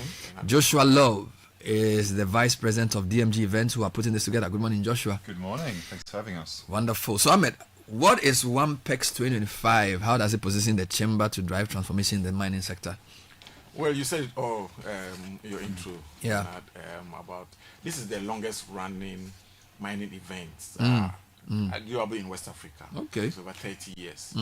And that is where we share ideas. That is where we learn new things. That is where we share experience about how to continue making mining a catalyst for development. So the whole idea is to see the value, the relationship between the mining companies, the support companies, the host communities, even the government. So we talk about policy, we talk about regulation, we talk about innovation, we talk about best practice. So yeah, it's the biggest you can find in this side. After Indaba or after PDAC or Australian Down Under, everybody comes to West Africa. So now that it's become an annual event, what new opportunities does it create for collaboration and investment in the mining sector? Yeah, so being annual means that the conversation doesn't die down. I mean, by the time you lose track, there's another one coming. It used to be 2 years and people will lose relationships. But annual means by the time you realize, there's another one and then WAMPEX, and then you are continuing the discussion. And because of that, people are always thinking fast. How do we, this is coming up again, what is new? How can we be relevant? And by being relevant means what new do we bring things? So that makes it more important. And the chamber, working with DMG and EPI, driving it to bring more investment into this side of the world. What message do you have for local businesses and communities about their participation and benefits from WAMPEX 25? Yeah, I think they should take part in it because the local content, most of the mining inputs, supplies are reserved for Ghanaians. So if a Ghanaian already in the mining industry, or you are looking for opportunity to enter the value chain of the mining industry, this is the place to be, where you have all the captains of industry, all the technical people being there. And then you can then listen to their needs and their challenges and see how you can tailor-make your solutions to resolve issues related to mining. Let's come to Mr. Love. As the organizers, what new features or innovations can you say attendees can expect at this year's event compared to the previous edition? So I think just adding on what Ahmed was saying, I think it's going to be a lot bigger than it's been before. And that, for me, underscores the need for an annual event. Last year we had 150 exhibitors from 10 different countries. Okay. This year we have over 220 from 20 different countries. Wow. And I'm really encouraged to see that there are a lot more African companies exhibiting. We've got companies from Morocco, Nigeria, a lot more from South Africa, and even a few new ones like Nezo from Ghana. Okay. So I think there's a lot of stuff happening there. Also, in terms of what's new, we've introduced something called an innovation hub, which is located on the exhibition floor. Okay. So people can attend those sessions for free and just hear about some of the latest technology that's coming out within the mining sector from around the world. And what efforts have been made to ensure a more diverse representation of exhibitors and participants from across West Africa? I think you alluded to that, but in terms of the different sectors and areas they are bringing to bear. Yeah, so I think, just adding to what I was saying, from a visitor point of view, we've been much more proactive this year in terms of inviting African delegations, especially from West Africa. So I know we've got very senior delegations coming tomorrow from Nigeria and Cote d'Ivoire, but we've also got representatives from Senegal, Sierra Leone, and various other West African countries. So I think we've really tried to make it more than just a Ghana event, a real regional and African event. And as Ahmed was saying, it is, from what we can see, one of the biggest mining shows in Africa, and it's getting to the point where it's going to start competing with some of the big ones globally. What are the various components? So, conference, exhibition, what should we expect? So there's a conference running over 2.5 days, which we're very excited about. It's a paid-for conference. We've also, as I said, got the innovation hub on the exhibition floor. And then there's the 200 odd exhibitors that people can see, as I said, from 20 different countries. So again, I think just adding to what Ahmed was saying, these platforms are really, really vital, not only to showcase the latest innovations from a broad range of top suppliers from around the world, but also for people to network with other industry professionals from across the region and across the continent. And the third big component is a learning component. So whether it's free to 10 workshops, also participating in some of the interactive demonstrations we've got on the exhibition floor. This year we've got a much bigger outside exhibition. So I was just at site today. We're finishing build up for the show opening tomorrow, but there's a lot more machinery, new vehicles, a lot more kind of interactive outside displays that people can can see and interact with. Where is this happening, Ahmed? At the Accra International Conference Center. It's the whole day tomorrow? Yeah, from tomorrow, Thursday, and Friday. 3 days? 3 days. And then there's also the pavilion, which is just outside the conference center, which also include a lot of exhibitors. So the exhibitors will be at the pavilion? Both the pavilion and the conference center. Wow, that's massive. Yes. And there's a walkway to the pavilion. What are your expectations for the outcomes of the conference and exhibition in terms of networking and stuff like that? Yeah, we hope to build on a lot of business deals. Last year, a lot of people signed some deals, and that made them get contracts. So we hope to build on that, and we hope to share more ideas. For instance, we have the University of Mines and Technology. They are coming there with their students and with their ideas as part of the innovation hub. See what can we do differently, so that people will then learn that there are new things to be done. And on that basis, it can grow Ghana in terms of the local content, local companies, and provide business opportunities for us. This is the 11th hour. Is it possible to still register? Yes, so if you're interested in registering, they can just visit the website at www.wampexwestafrica.com. So it's wampexwestafrica.com. They just click on register to visit. It is free to attend. And they can register. We would suggest doing it online so they can avoid queues when they arrive on site over the next 3 days. And as Ahmed was saying, it's running tomorrow through to Friday. Tomorrow and Thursday it's 9 a.m. to 5 p.m. And then on Friday we close slightly earlier at 2 p.m. So, yeah. Wow. Looking forward to it. Yeah. Wonderful. Yes. Well done. So who are your sponsors? Anybody to mention? Any partner you want to acknowledge, Ahmed? Yes, we do have Metso, we have Goldfields, we have Anglo Gold, we have Newmont, B5 Plus, all right, Protea Coin. All the heavyweights. Yeah, most of the heavyweights are wonderful. Yeah. Wonderful. Well, so we'll see you tomorrow at Wampex.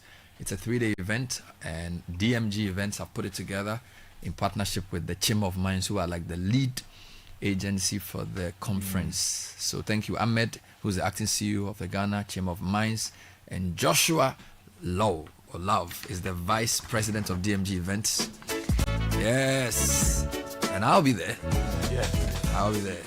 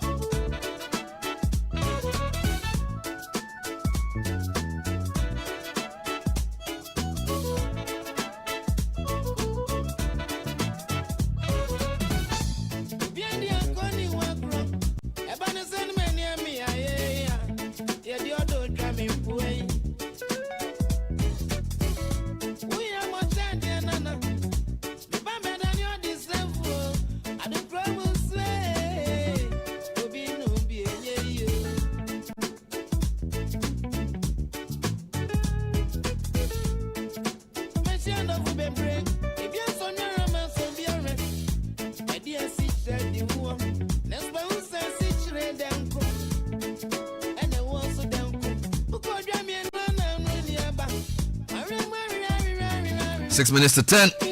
Branch Amachi Dede. I have a few messages to read before we go. Ever felt like the best products in Africa are hidden, just like the continent's finest treasures? Well, let's talk about Afro quality. We've changed the game by bringing together incredible, authentically African products under one roof, celebrating our creativity, excellence, and pride. From beautifully crafted, ready-to-wear fashion straight from Ghana, Kenya, and Rwanda, to running shoes from Kenya, watches from South Africa, and organic skincare from South Sudan. Afro Quality has it all for those who demand the very best. We're at East Legon on the Labalisia American House Road, right on top of Say Cheers. Go to afroquality.com or follow us at Afro Quality on Instagram or TikTok, or call 055-339-2345. Afro Quality, because you deserve the finest. It's interesting what Afro Quality is doing. I tell you. They are opening up a shop in Kigali also. So they are collecting the best of made in African stuff. I know you'll be interested because you travel the continent. It's something I love. What I would ask you is, for each country you've gone to, what's the best thing you've seen? So you've been to, friends saying, Kenya definitely, Rwanda obviously. I don't know if you've done Namibia though. Namibia, they have a lot of leather. So leather products.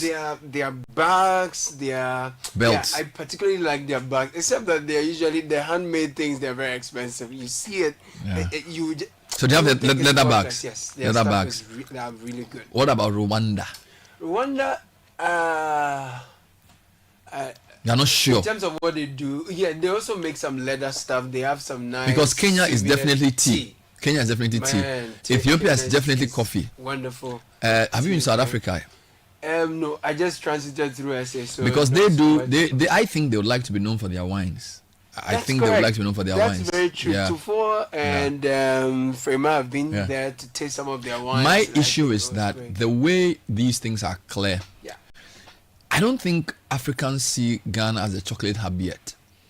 Because look, when I travel to the US or wherever and I meet other Africans and they are asked to mention one thing from their country, Ethiopia would definitely talk about coffee. Kenya will talk about tea. South Africa will talk about wine.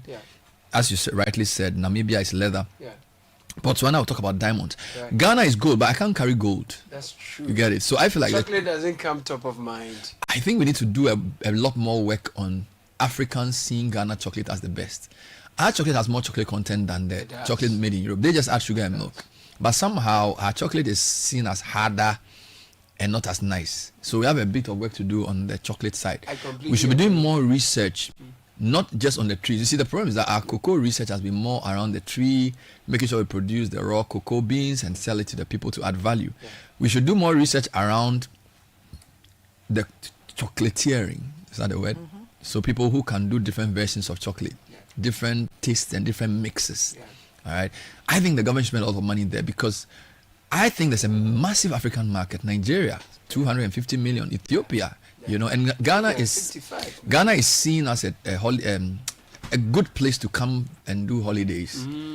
At least from my Nigerian friends. They should definitely come in and say we are coming to buy chocolate from Ghana, or we are exporting chocolate to those countries, which will compete with chocolate from Switzerland or from Holland or from wherever. Because on the soft side of things, when you go to the east of Africa and you're talking to them, a lot of the things that are us in terms of our music and all, it's all seen under the bracket of West Africa and even mistaken as Ghanaian.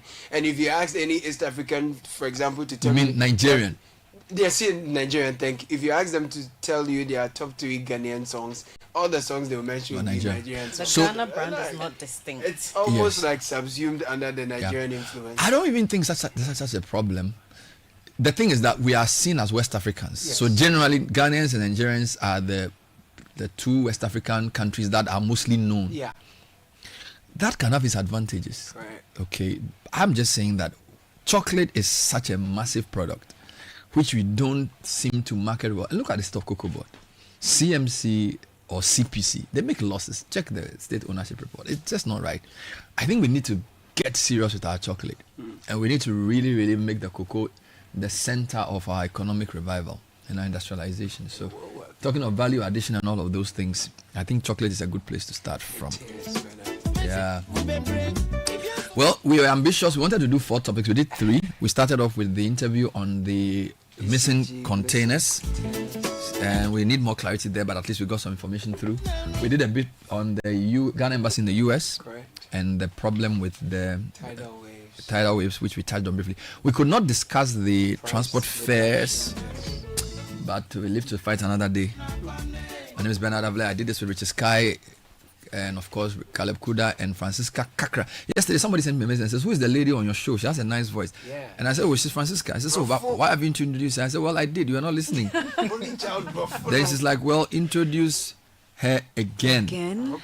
But I don't even know if 10 o'clock is the best time to introduce you.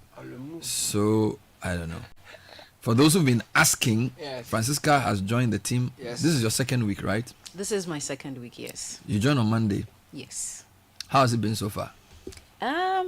It's been fun. You guys are fun. That's the whole introduction. We don't have any problem in the world, then. You don't have any problem in the world. So I like to be here so that I won't also have any problem in the world. As they say, you know, you know what is happening in our lives. It's not easy, Charlie. Thank you. I'm sure it will get better. We have now for City News at 10. Shiba Rabba Benny with the details. Good morning, Shiba. Good morning, Bernard. Coming up, energy